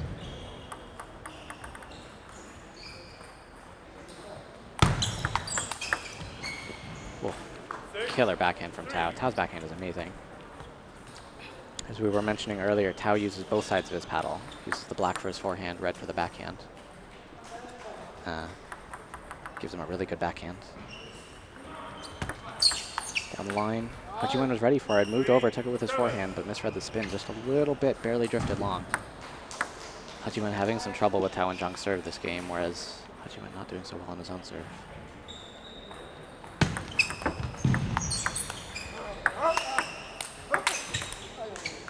Barely missing. Those short pips allowing him to smash through these balls that Wenzhang hits back. There's one. That's what he needs. Each time, Wenzhang has to figure out if he should prepare for a cross-court ball or a down-the-line ball, and if he gets it wrong, he usually loses the point straight out. See what he does in his own serve.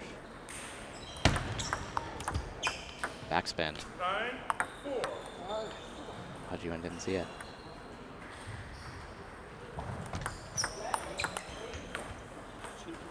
Five, 9.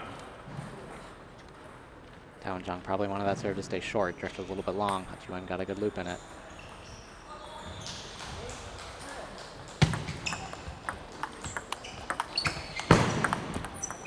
Cool. 5, 10.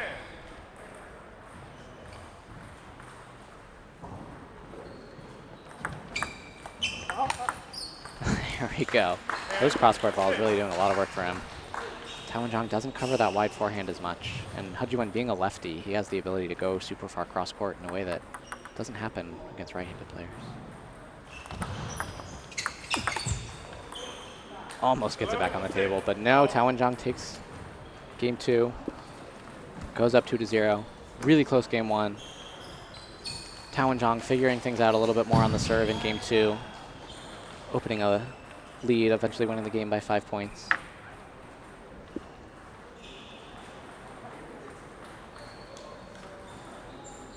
Zhiwen also missed a serve that game.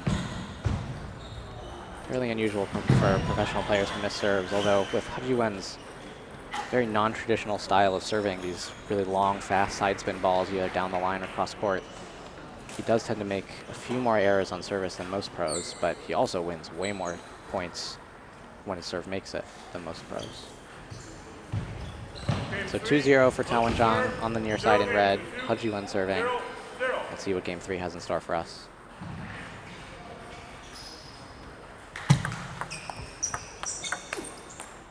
So slightly different strategy there. Zhiwen serving short. Wenzhang couldn't put a good return on the table, and Zhiwen crushing the third ball.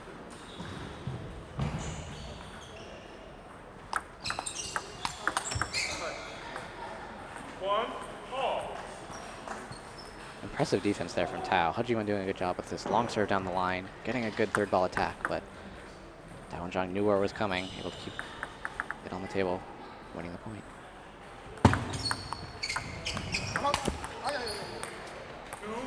2-1.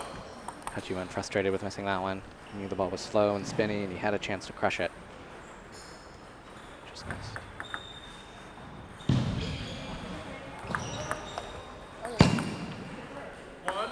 Yeah, Wenzhang definitely has found some serves that have been working for him really well. He's winning a lot of the points on his own serve.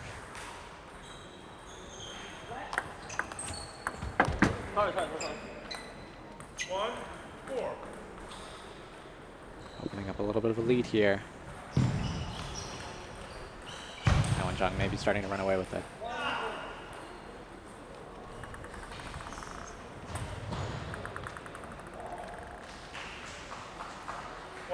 Let's see what Zhiwen does with the serve. 5-1. This is another one.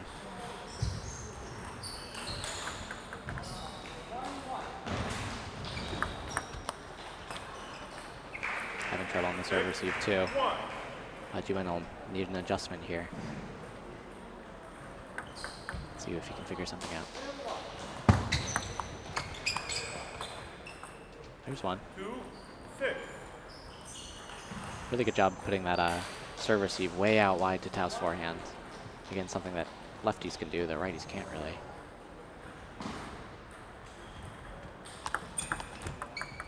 There we go. 3-6.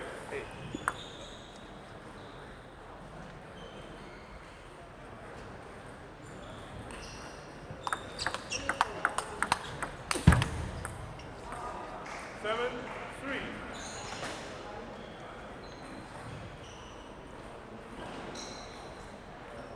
So I've just learned that Tao actually has his own table tennis club.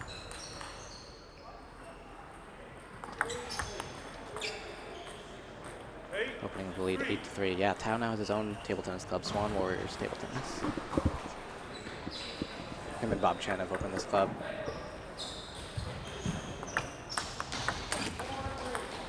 Let's see if he can close this game out here.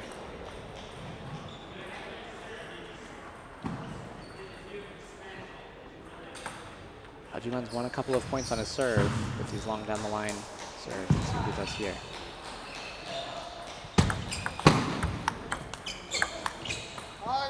Oh, good placement from Tao, keeping it way into Hajiman's backhand corner where he's a little bit weaker.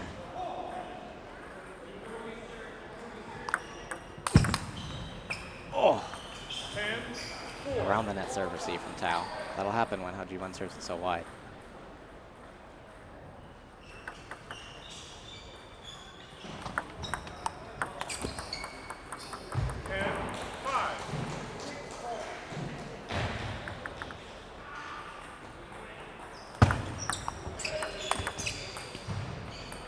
There we go, game 3. Goes to Wenzhang from Swan Warriors Table Tennis Club. I think good results here against Zhiwen from Spain. Both players go back to their corners. Try to think of some tactics to use for the next game. But it's going to be an uphill climb for Wenzhang here. Excuse me, for Zhiwen down 0-3. That's a really strong player in Wenzhang.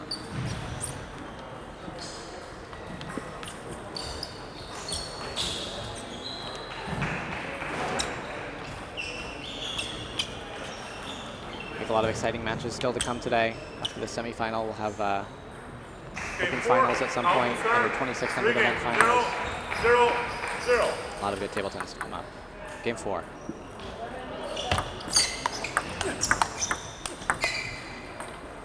Strong reverse pendulum backhand from Wenzhang. Strong attacker on both sides, the forehand and the backhand. Shut that off there.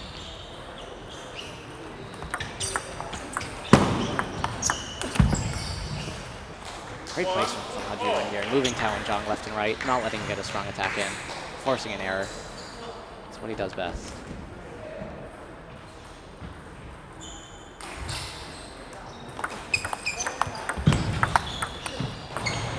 Again, that placement. This time he placed it way over onto the right corner from our perspective. Wenzhang hit a ball to the middle, Zhiwen was able to pick to go left or right, able to win the point.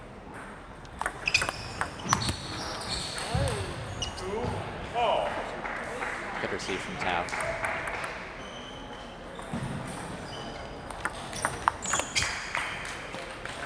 There's a strong flick from Zhiwen. We haven't seen that too many times. Winning him a point there for sure. Let's see if he starts to use that more for now.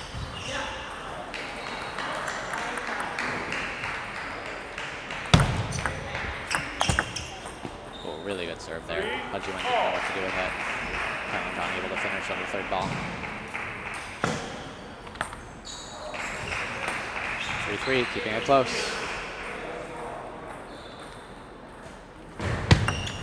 Short serve. Yeah, Zhiwen serves long so often that when he serves short, often the opponent isn't ready for it. Gives a poor return, exactly as we saw there, and then Zhiwen finishes the next ball cross court. Left. 4-3.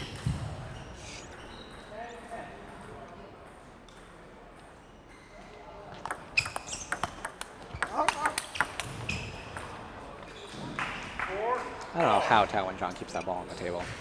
Some impressive defense against really strong shots from Zhiwen.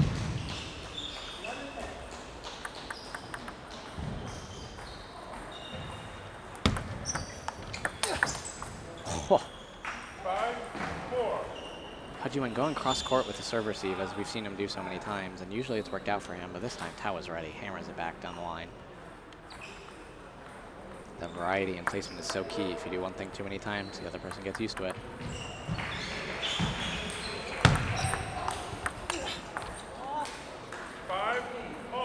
Zhiwen changing his mind a little bit there on the serve receive. At first thought he was going to come up and take it short, but it ended up coming long. It was a good decision for him to wait for it, spin the ball up. Wenzhang couldn't keep it on the table. 5-5 here in game 4.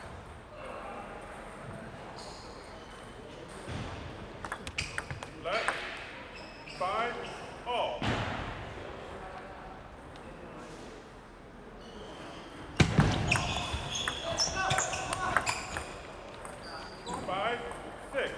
It's a good short serve from Zhiwen. wasn't able to follow up. Wenzhang punished him for it.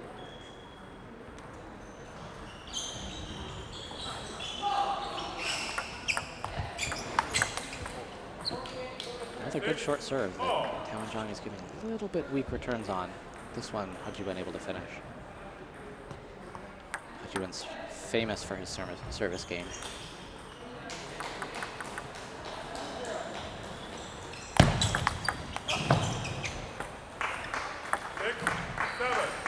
There, Tao going for a long cross-court serve, but Zhiwen ready.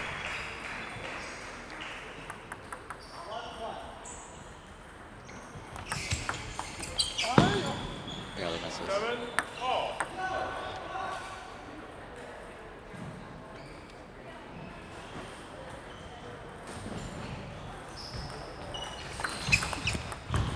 Excellent serve.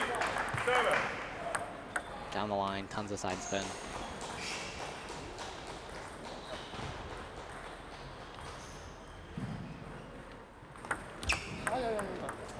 That's the price he pays for playing this non-traditional serve game. Sometimes it works really well, but this is a little bit more serves than normal.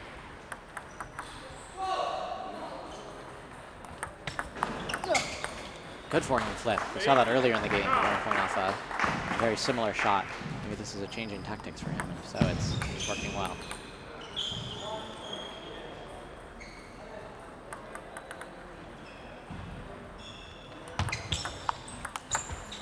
Wow. What a fast backhand.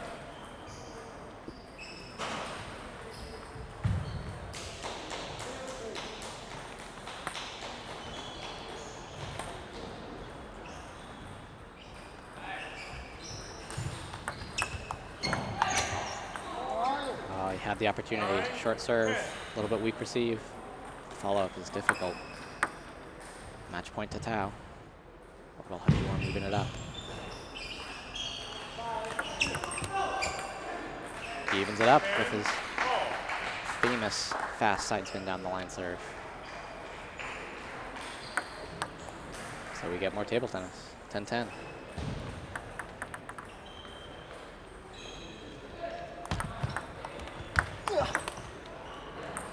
Great serve from Tao. Zhiwen hesitated, didn't exactly know what to do with it. Put a good receive on the table, and Tao has a good third ball attack to finish it. Another match point.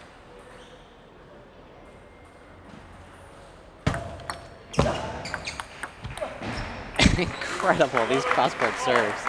After giving a couple down the line in a row, Wenzhang trying to expect and prepare for this down the line serve, and nope, instead comes cross-court, and Zhiwen wins it easily.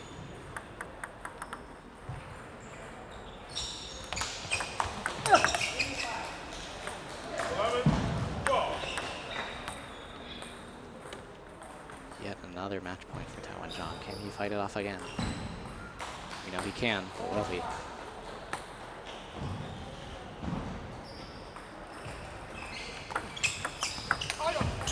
Oh, and that's it. Wenzhang takes the match, 4-0. A bunch of really close games here.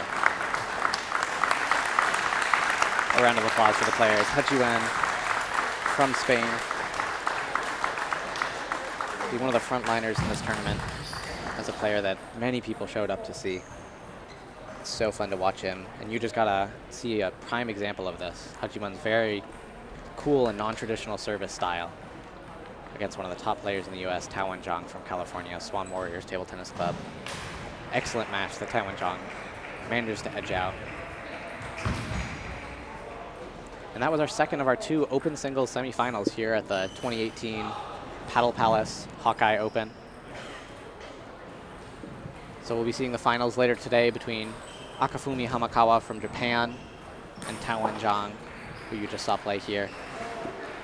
Still a bunch of exciting table tennis coming up. If you're just tuning in, my name is Jasper. I'll be doing commentary for the rest of the day. Stay tuned. We'll be back in a couple of minutes with our next match.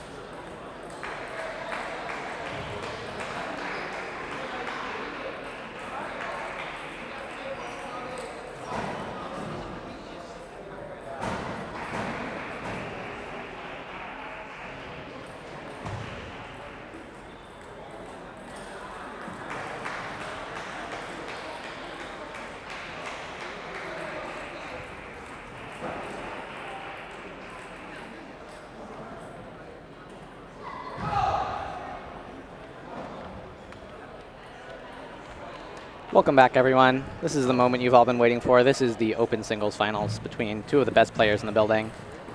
We have Wenzhang on the left in the red shirt, coming from Swan Warriors Table Tennis Club in California, against Akifumi Hamakawa from Japan. He's been playing in Ohio at Samson Dubina's club for the past couple of months.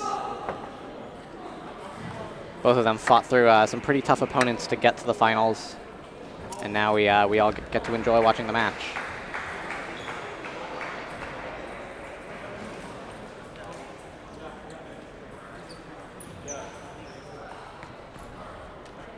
The finals was originally scheduled for 3 o'clock, but we're doing it a little bit early just for scheduling reasons. So be sure to tell your friends, send them the link to the video, make sure they're tuning in to watch what is hopefully one of the best matches of the day, or of the weekend.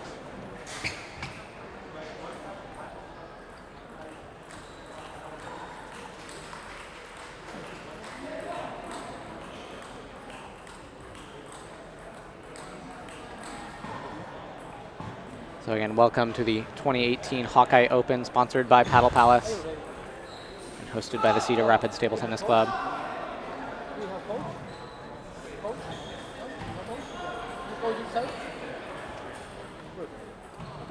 My name is Jasper, and I'll be doing commentary on this finals.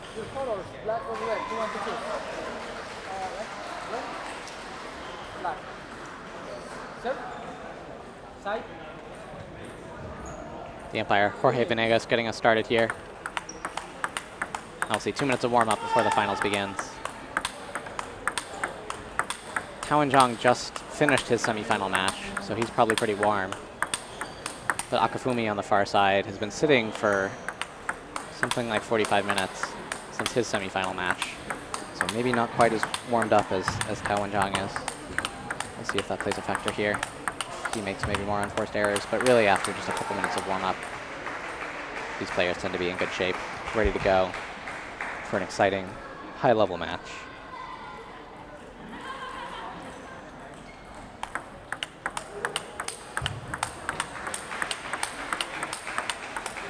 Wenzhang on the near side, plays pen holder, but does use both sides of the paddle. Uses the red side for his backhand, black side for the forehand. Right-handed. Akifumi on the far side, left-handed player. Gives a lot of people some trouble with these serves coming from a different location. Playing against a left-handed player always a little bit different. But regardless of these differences, pen holder, shake hand, left-handed, right-handed, you can be sure that both of these players are extremely high-level players, dedicated to this sport for their career. We're going to have quite a treat.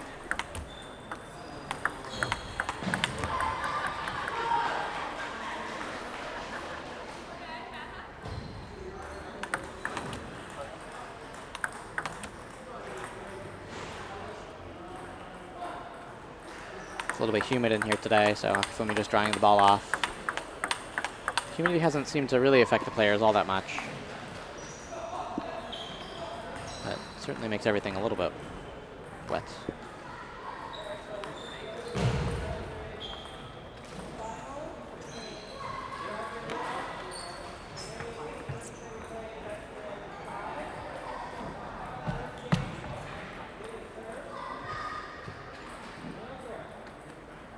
Men's single final. Hamakawa. Serve. And we're underway here. 0-0. Best of 7 match.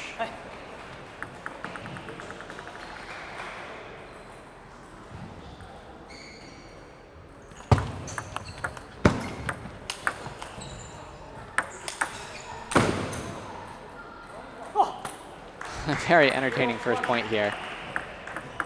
Akifumi opens us up with a backhand serve receive to gain an advantage. Does it again. 2 backhand serve receives in a row. 2 points in a row. It's a good sign for him early in this game.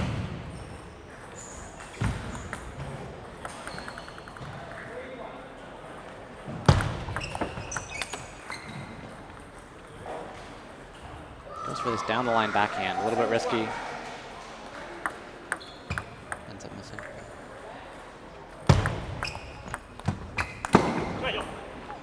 Another ball off the top of the net and out. 1-0.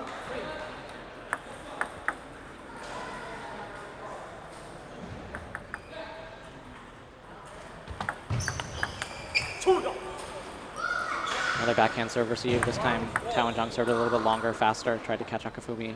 Not ready for it, but he was.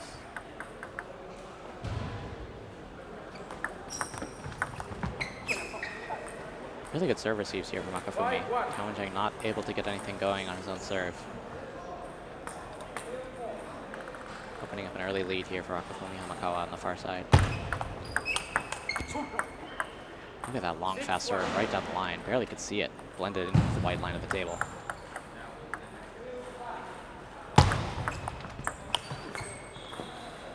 Unforced error there. The 2 points that Wenzhang has gotten have been off of mistakes that Akifumi has made on backhand third ball attacks. Let's see if Wenzhang can win some points on his own serve. There's one. A little bit more topspin on it than Akifumi saw. Akifumi sends the ball long.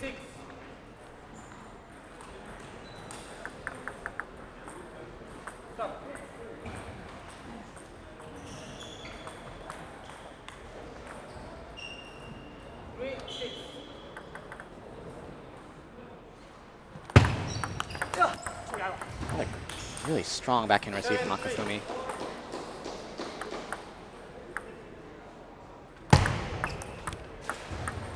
Wenzhang tries it himself, but can't get that one to go in.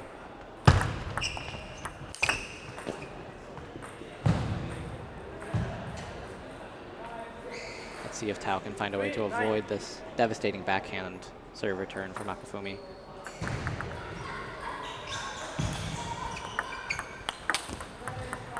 Try something a little bit different. Serve drifts a little long.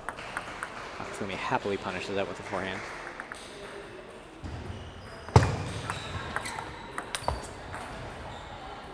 Another backhand error from Akifumi.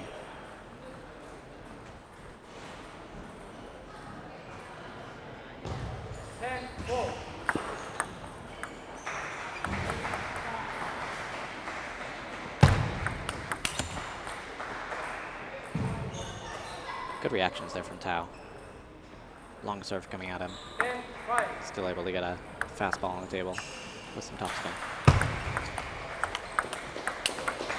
So you saw there that Akifumi went a little bit gentler on that first backhand. Didn't try to rip through it like he did some earlier ones. I think he learned from the fact that he had missed a couple of backhands earlier in the game. Took that one a little bit slower. So he didn't outright win the point on that third ball, but was able to then finish the point on that fifth ball attack. So very interesting game one here. Akifumi winning some points on Wenzhang's serve with Akifumi's great backhand flick. Akifumi making some mistakes on his own backhands, giving Tao some points. Neither player has a coach here. They both decided to go it alone. Except for this 1 minute between games, they're in their own head thinking about what to do next.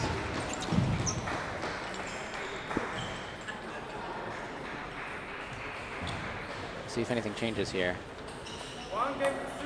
We already saw Akifumi adjust by hitting a slightly gentler backhand at the end of that first game. Let's see what's in store for us in game two. There's already a change in strategy long down the line.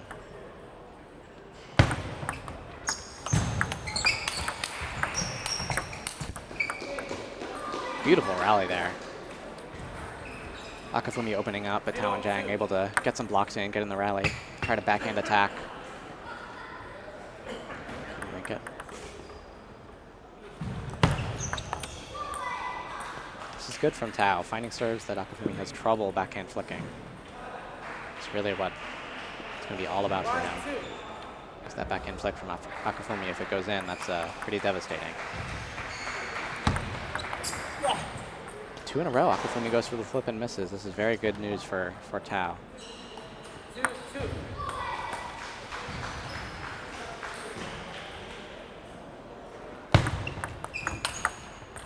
Oh, Wenzhang gets his first strong backhand flick in of this match, but Akifumi ready for it, punishes it down the line.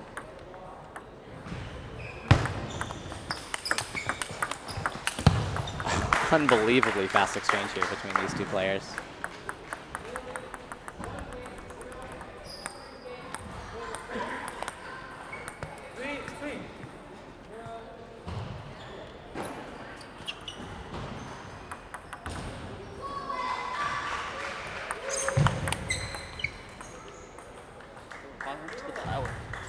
Tao tried to serve the ball with the backside of his paddle, the red side. This is something that pen holders will do sometimes as a variation. Didn't work out well for him that time.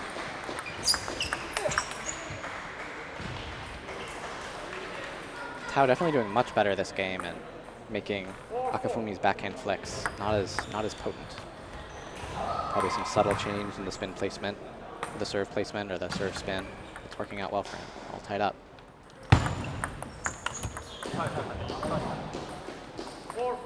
This game looks much more like what Tao wants it to look like, with Tao doing the backhand flicks. Whoa. Tao just sticking his paddle out there, able to get that strong backhand from Akifumi back on the table, and that's all it took to force a mistake.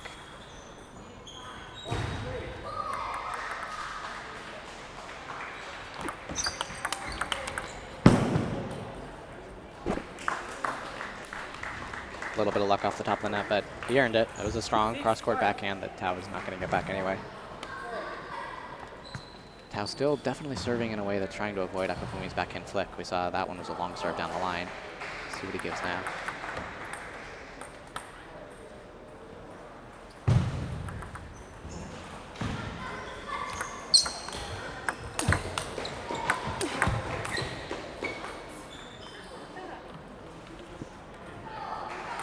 Similar strategy again there. Long serve down the line. This time, Akifumi really wasn't ready for it. Usually people don't do 2 long serves in a row. So sometimes when you try it, you can catch him off guard. Small lead for Tao. Oh, look at that. That placement's just too good. Steps in with his left foot. 6-7. Turns his wrist back. Puts the ball right down the line. Tao has no chance. Oof. Fast exchange. Started with Tao's good backhand opening, but Akifumi was ready for it, coming right to his backhand. 7-7. Sort of fast exchange there. Akifumi comes out on top. 7-7, tied up. Akifumi managed to get his 2 serve points to level it up.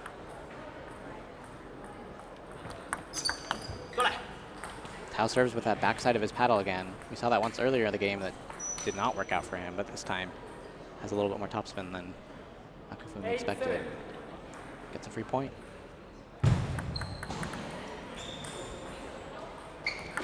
Again.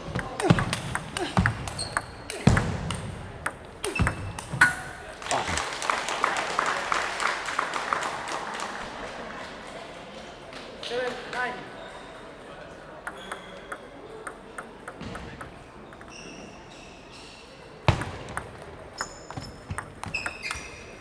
Good serve receive from Tao. Akifumi with this short topspin serve that didn't expect to get a drop shot back, but Tao was able to do it. Serve variation. Haven't seen that serve before. High toss serve from Akifumi. Long topspin, side spin ball into Tao's backhand. Forces a mistake.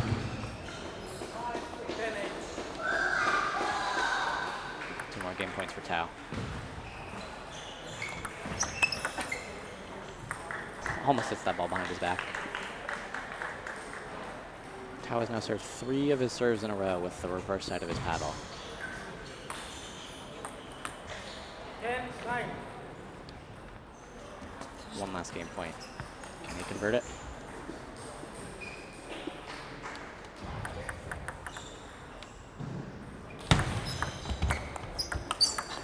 Oh. Look at that down the line backhand from Akifumi. Ties it up 10-10. So Wenzhang had a chance there, had a couple of game points.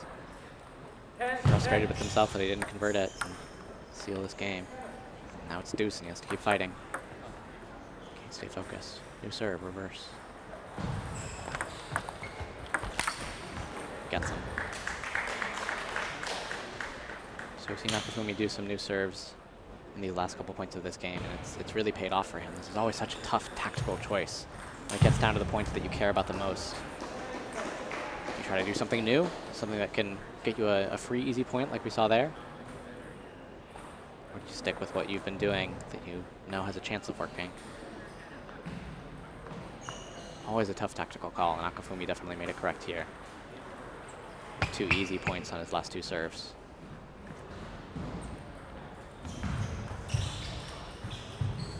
10-11.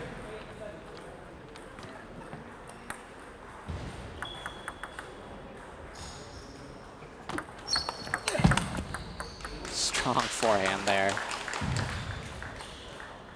Ties it back up. This is a nail biter.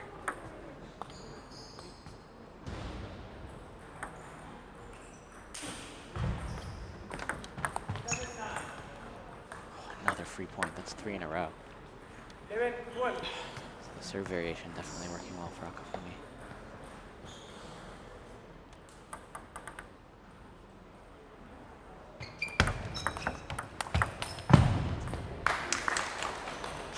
Tao manages to tie it up again. That serve looked a little different. Couldn't quite tell what it was, but 12.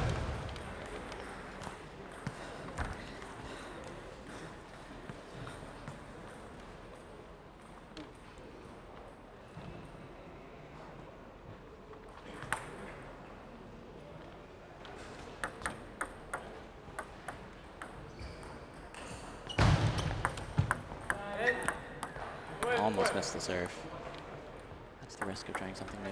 Is he going to go back to traditional or? Tao gets the read there. So after 3 pretty poor serve receives from Tao on 3 interesting serves from Akifumi, Tao gets it right this time and earns himself a game point.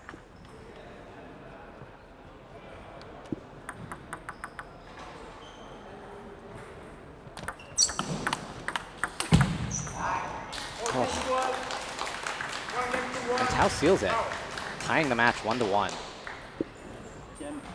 After our first game that was not super close, this one goes down to the wire. Tao from Swan Warriors Table Tennis Club in California, tying it up 1-1 in this open singles final against Akifumi Hamakawa. If you're just tuning in, welcome to the 2018 Paddle Palace Hawkeye Open. It's been a great weekend of table tennis here so far. Still a lot more great table tennis to come. My name is Jasper. I'll be doing commentary here.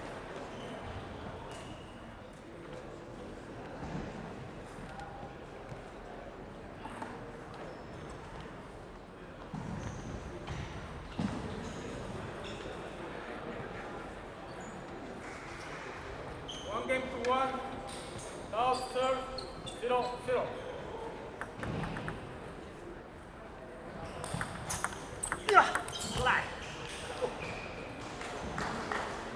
That's what Tao wants. He wants to push. He wants to loop it. He wants to win the point. Worked for him there.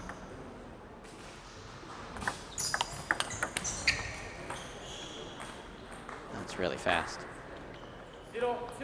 Long serve there. Akifumi gets it back on the table, but Tao is ready. Hammers it cross court. And 0-2.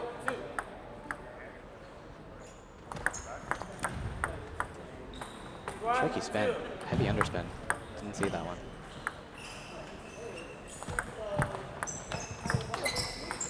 Ooh, Tao gets the serve return correct. Reads the spin correctly. Earns a chance to get the first attack in the point, but just puts it a little bit long.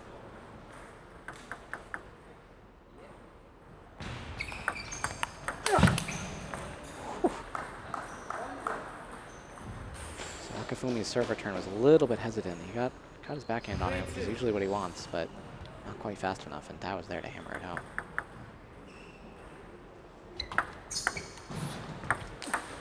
Oh, look at that. Serves it down the line. Perfect aim right on the corner. Go rewatch that one. That ball landed right on the corner. Earns an easy point. That placement will win a lot of points. Another backspin. Reverse pendulum serve. Winning an easy point for Akifumi. Such tricky serves, this reverse. This one was topspin? Tao's puzzled. Can't figure it out. Neither can I. It's tough to see if that ball is backspin or topspin.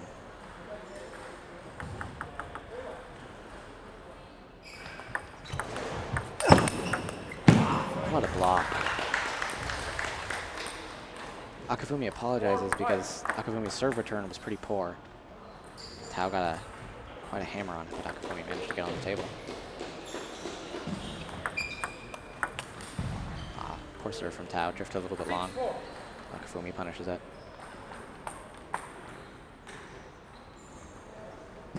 Some less backhand serve receives than before.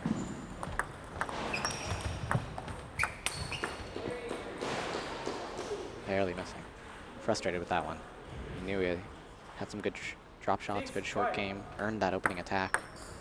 Could have put it home, but 6-6. serve mistake.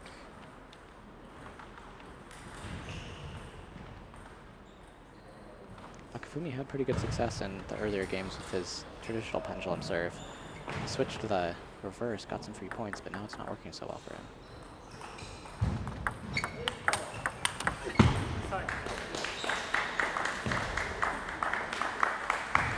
Tao again going with that server. He hits with the back of his paddle on the red side. A little bit tricky, but not for Akifumi. He had it.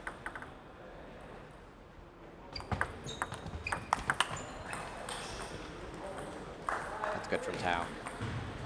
A drop shot from Akifumi, sat up a little bit high. Tao hammers it home cross court with a flip.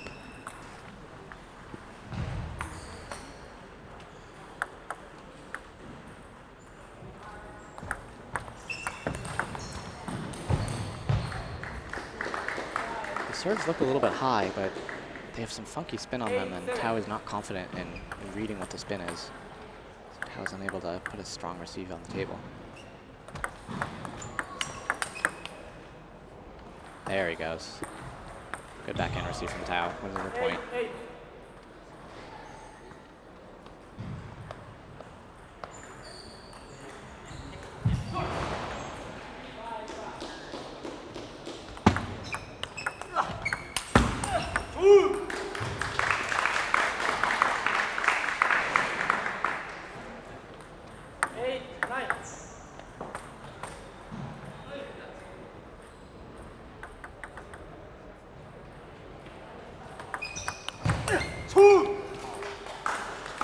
Strong backhand serve receive. Tao tried to follow up. Just a little late. Too strong to receive. Game point for Akifumi. Oh, and a good serve. Short top spin to the backhand side. Tao was caught stepping over to the right side of the camera, expecting the ball cross court. A little bit late. Couldn't get it on the table. 2-1 for Akifumi from Japan in this open singles finals here at the 2018 Hawkeye Open.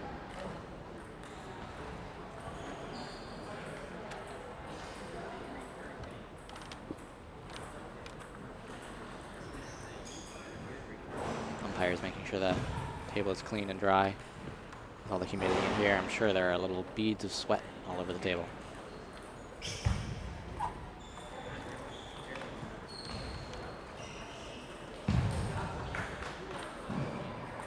Two really close games here.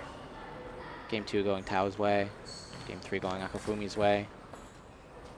2-1. Hamakawa to serve. 0-0. Tough to predict what'll happen. Let's see. 1-0. Serve is really doing wonders for Akifumi here.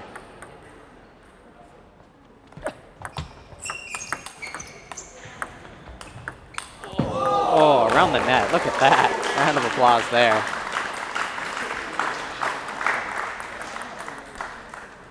It's interesting, that serve for Akifumi, it's sometimes been great, sometimes been poor.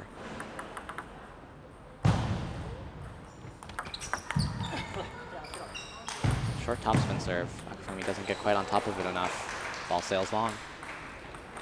Tao Wenzhang has just not been serving that much short underspin. I think is a good decision on his part.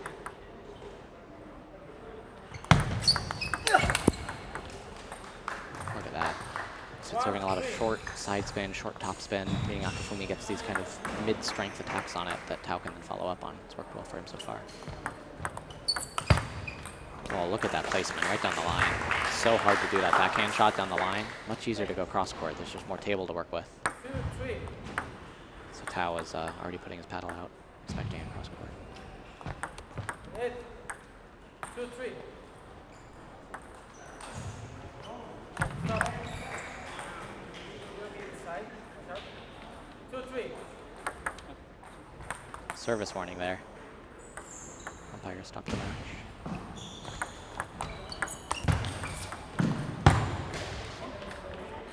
4-2. A little bit of frustration there. Let's see if he can stay focused.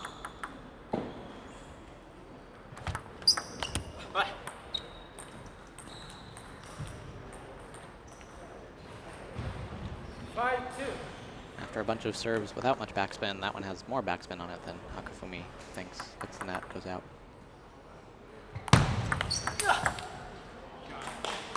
Oof. These reactions from Tao are 2-6. pretty quick.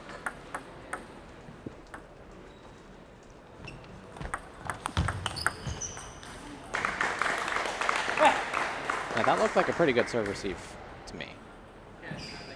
Tao put it deep with some topspin into Akifumi's backhand, but geez, he was ready. Cross-court winner.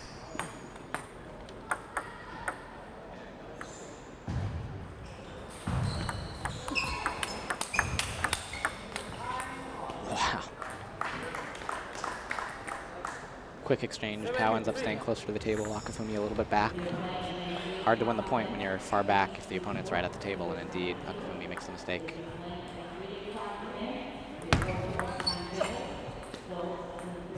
Another serve with just side spin, maybe just top spin. Akifumi sends it long. Akifumi having trouble getting a good read on this short spin.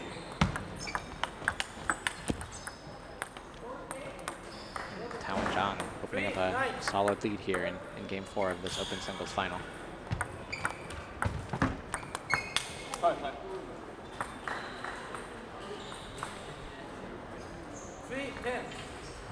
Sweat on the table there, reaching for that ball off the net. 7-3. 2-2. Hammers that ball around the net.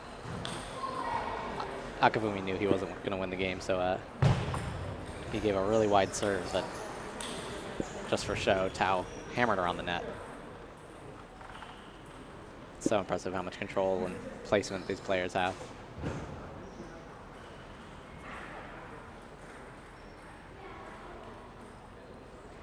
And well, of course, it's not impossible for Akifumi to have come back from 10-3 down. It's unlikely enough that it's not worth the energy for him, so. Ends that game on a showy note. Now he gets to focus on the next game. 2-2 here, all tied up.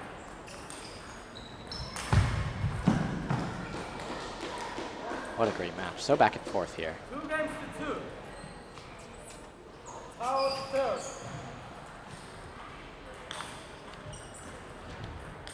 0-0.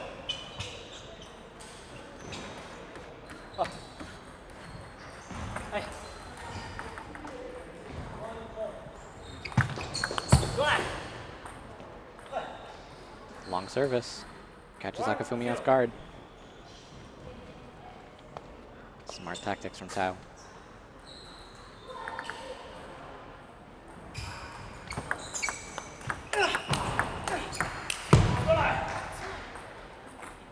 Nice forehand-to-forehand exchange that Tao ends up on top. It's not easy to beat Akifumi in a forehand-to-forehand exchange. Oof. Look at that. 1-2.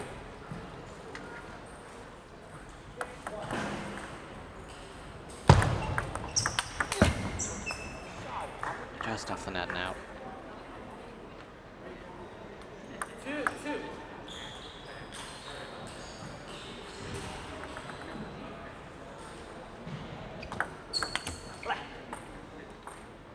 All three serves this game so far for Tao have been with the reverse side of his paddle. Seems to be favoring that. It's worked out for him so far. Let's see if he'll stick with it or switch back. Switch back. That worked out.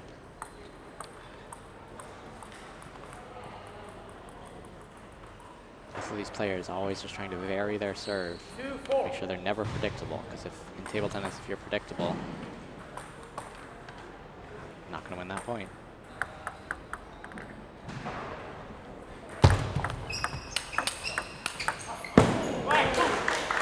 Speaking of unpredictability, long serve down the line, finishes it with a nice forehand down the line that Tao wasn't ready for. Oof. Tao so fast, moving to the right, hits a backhand, moves to the left, hits a forehand. 5-3. Footwork of these players is so fast.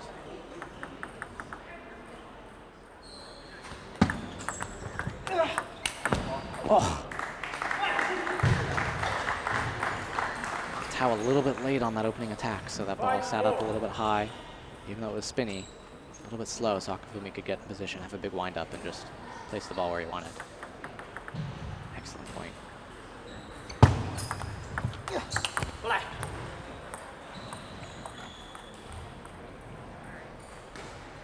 Four, 6.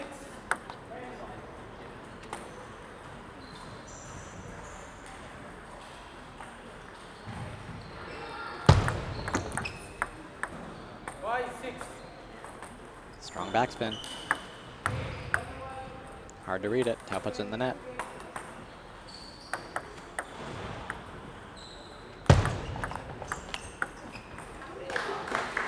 Another one of these backhands down the line. Such good placement. Just lands right on the white line. 6-6.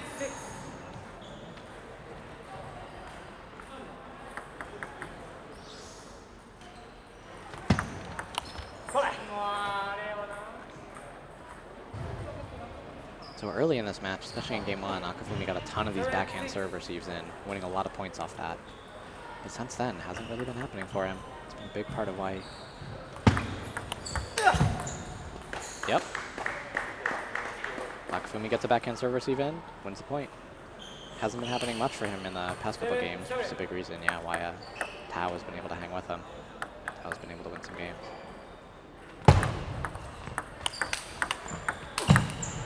Unbelievable. So we've seen Akifumi go down the line with his backhand openings a couple times, and it's been really impressive. And this time he goes cross court, and Tao's ready for it. So maybe down the line's the way to go. Let. 7-8.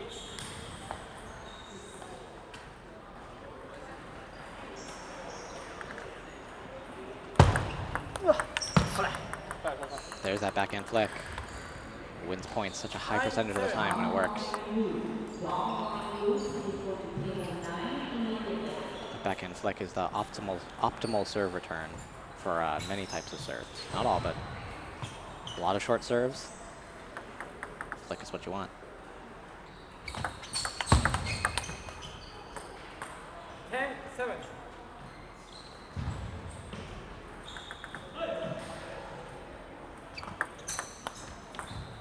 11-7.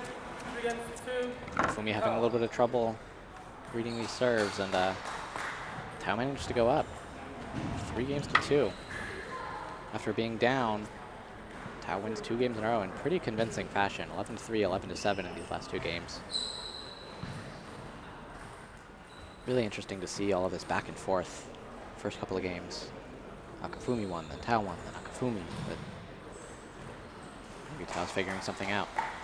There were a couple of points in that game where Akifumi still had a strong backhand serve return, but Tao was serving a lot down the line, long to Akifumi's backhands, winning some points that way, but then also that makes Akifumi hesitate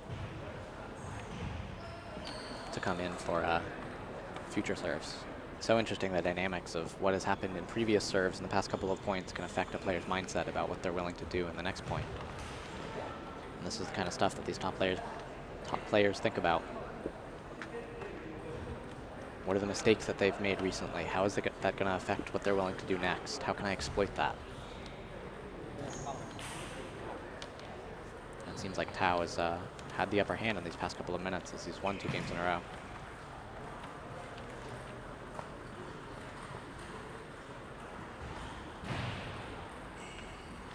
So will Tao take it? Will Akifumi bring us to a game 7? 2-3. Tao serve. 0-0.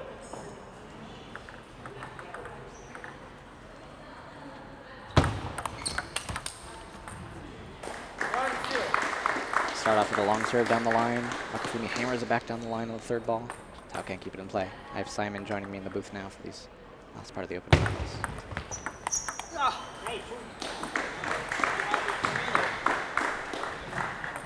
0-2.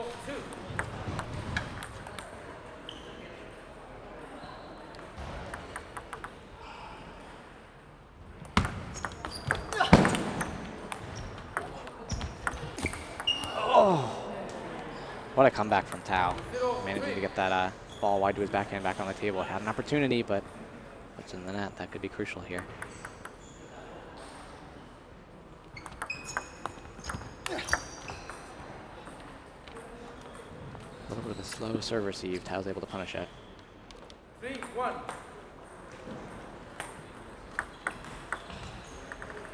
Akifumi standing in a different place for the serve. Pays off for him. We saw his serve variation in games 1 and 2. Won him a bunch of points. He changed his serves and immediately started doing really well. So far here, he changed what he was doing, won a point. That looked just like the first point of this game. Serve down the line to Tao's backhand, then hammer the next one back to his backhand, force a mistake. 1-5.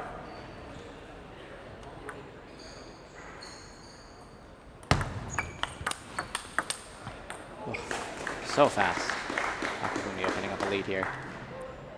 Maybe he's found a combination that's working. 1-6. He's been a little more patient on the serve receive.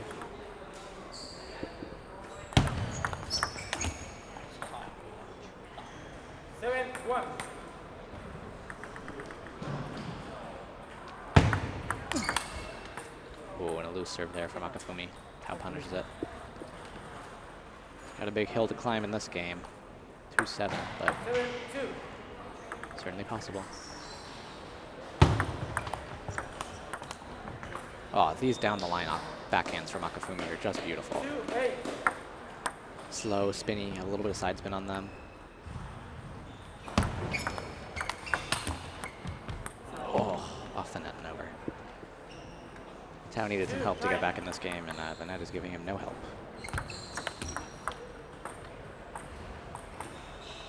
9-3.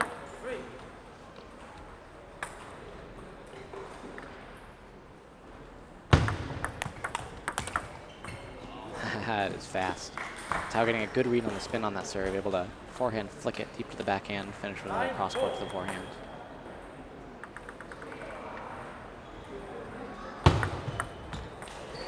Perfect length on the serve there.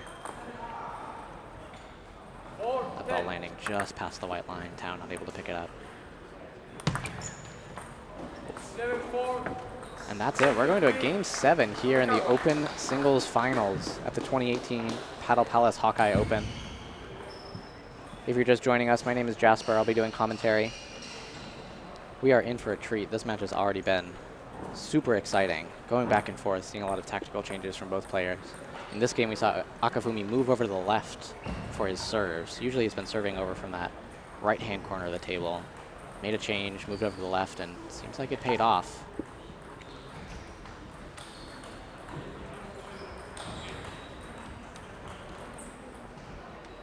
We'll see if he brings any more tactical variations on the serve, or whether or not he sticks with this. Same thing with Tao. If Tao starts, if Tao needs some points, we'll see if he sticks with his guns, what he knows best, or if he also tries something new. Tao's had some success serving with that red side of his paddle, the backhand side. Tao to serve. 0-0. Regardless, this is it. This is the last game. The winner will be crowned.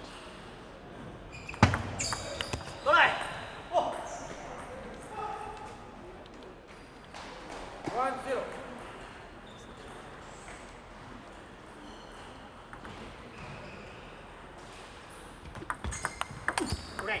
So Akifumi gets that backhand serve receive in. That's bad news for Tao. Akifumi standing in the middle of the table, that new position that we only saw last game. Works out well for him there. Tao gets a good backhand serve receive, but it's a little bit too predictable, a little bit too slow. So Akifumi hammers it home.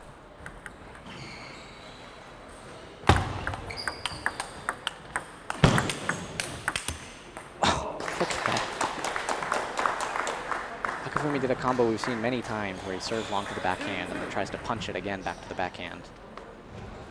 Maybe this was one too many times to do it because Tao was ready. Got into a rally.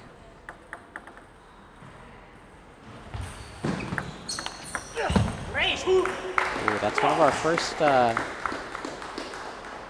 missed swings we've seen in a while. These players both pretty crisp, not making many whiffs like that. 1 point lead for Akifumi.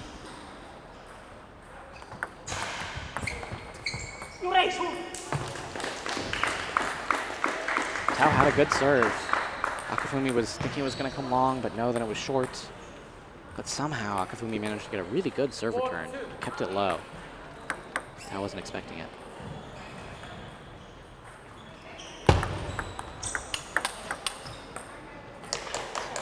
So that's a similar sequence we've seen before. Tao, backhand serve return, Akifumi, forehand. And earlier in this game, that won the point, but this time Tao able to keep it on, catches Akifumi surprised. That's a point. Oof, barely, that was almost missed.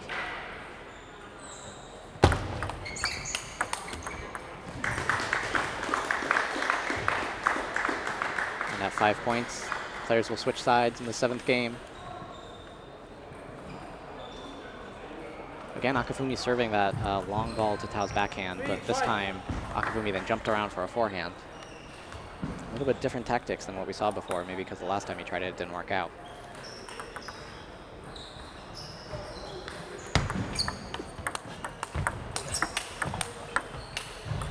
Oh, what a rally. Akifumi just a little bit late to that last ball, not quite in position. It's tough to be in position when the ball comes at you that fast and you have to jump around left, right. Tao catching up. Oh, a little bit of a poor serve from Tao, not quite fast enough. Akifumi thought he had it, but then Tao just ball clips the back of the table. Evens it up, 5-5. Doesn't get closer than this.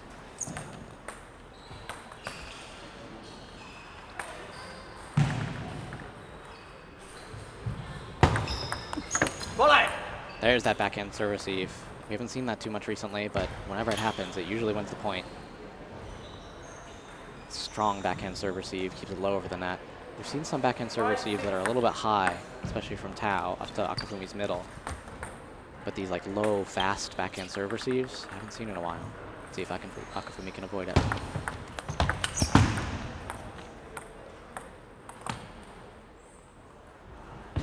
Oh boy, this is close.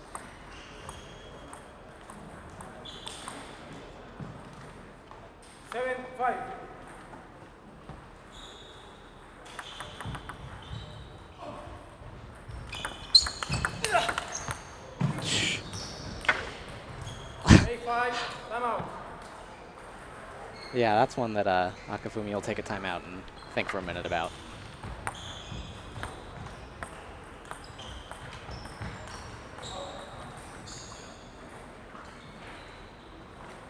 We've seen a lot of short or long down-the-line serves recently, not so many cross-court.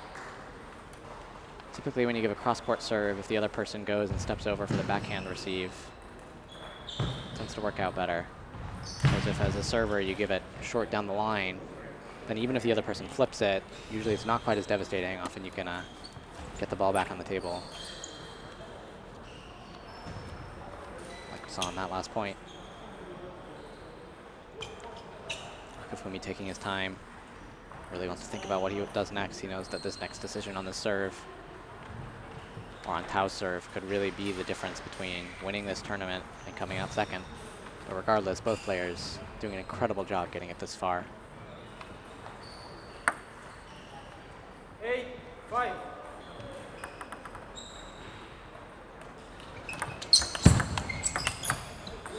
There we go.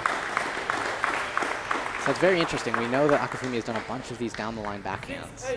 And Tao stepping around to try to anticipate that, but nope, Akifumi saw it and goes cross-court this time. Amazing how these decisions can be made in just the blink of an eye. And Tao immediately takes a timeout back. Wants to think things over, wants to know what to do.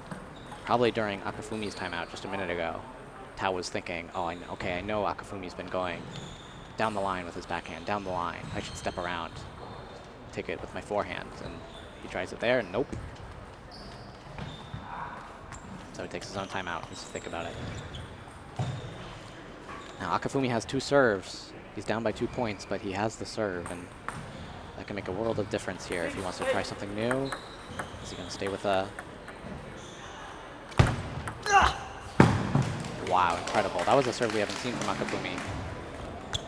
And earlier in this match, when Akifumi tries a new serve, it's typically worked out very well for him, but that one, Tao just crushes down the line. That is not so great for Akifumi.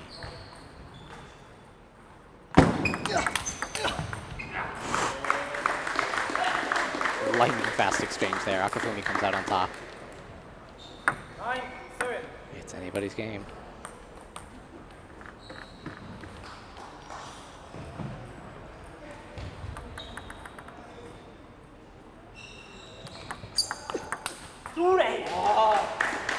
How frustrated. He knows that the strategy in this match has been, don't let your opponent do this backhand flick. Akifumi gets to it.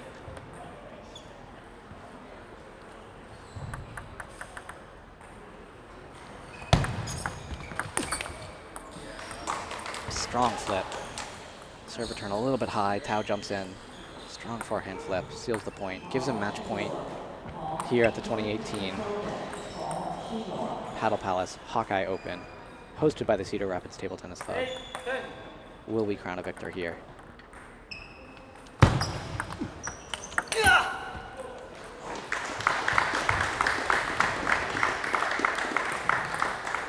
One match point avoided. 9-10.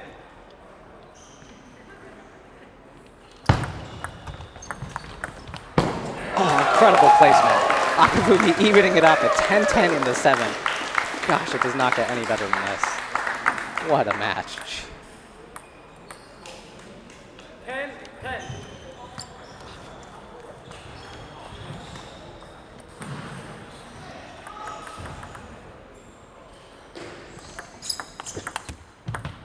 Oh, sorry. 10-11.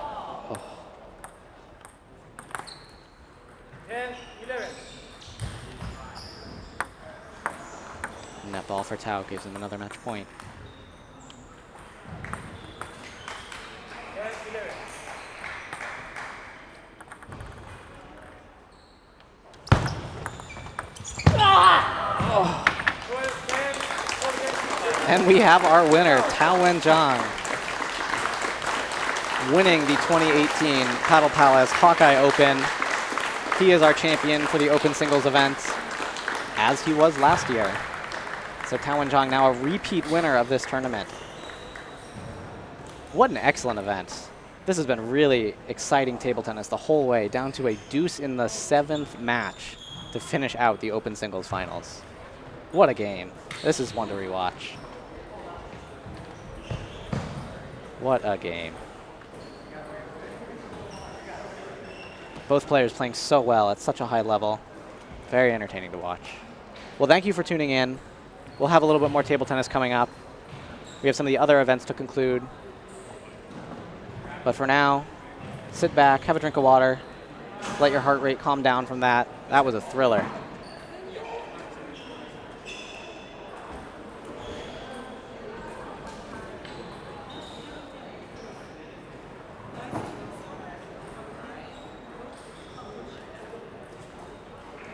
We'll be back soon with some more table tennis.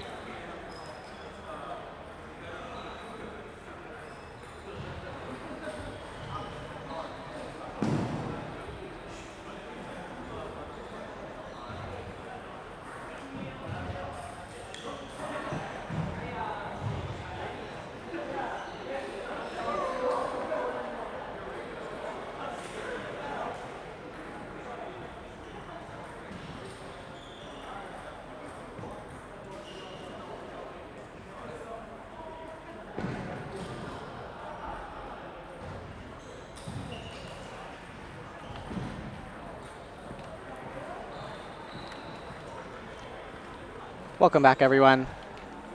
The last event of the day is going to be the women's singles final. We have Ruini Lee from California, ICC, against Maria Sirakova from Illinois, Chicago region. Did you check the paddles? You go check the paddle. Okay. I have thoroughly enjoyed commentating for you guys today, but I am going to be heading out, so I will not be able to commentate through this last match. I hope you enjoy it. Thanks again for tuning in. Again, my name is Jasper. This has been the 2018 Paddle Palace Hawkeye Open. You'll be seeing the women's singles final, last match of the day. It's been a great weekend of table tennis. Thanks to Cedar Rapids Table Tennis Club for organizing this, Meng Yuang, the tournament director, all of the staff that's helped run things here today, Linda Leaf, the referee, and all the players for showing up. And with that, I'm signing off. All right. So Enjoy the finals. Andrew.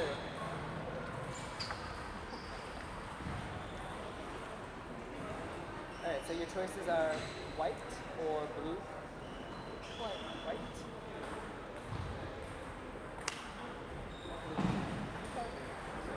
You will serve, and then which side would you like? That side is good for you. All right then. Then we'll do a 2-minute warm up.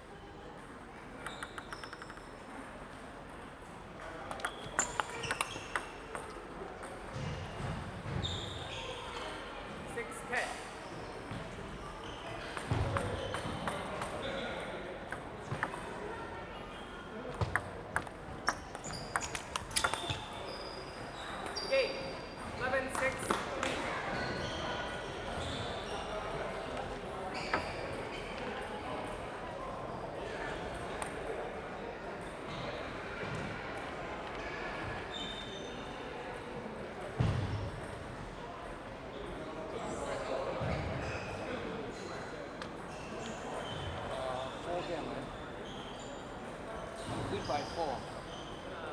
Best out of 5. Oh, 3 out of 5?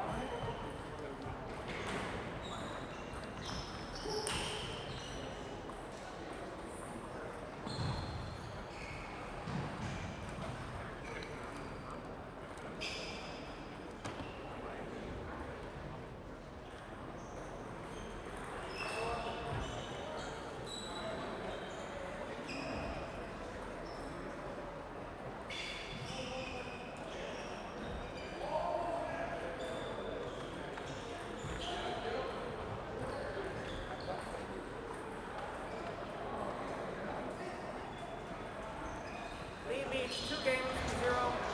Third game, lead the serve. 0-0.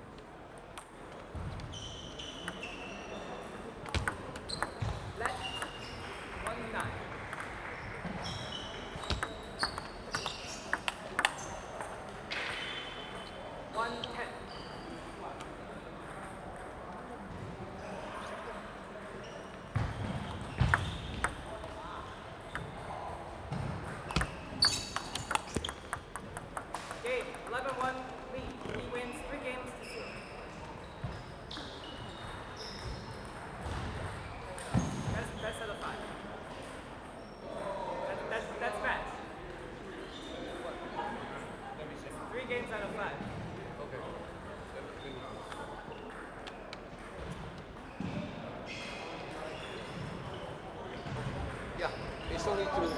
Yeah, it's only 2. Okay, I didn't know that either. Yeah, it's only 2.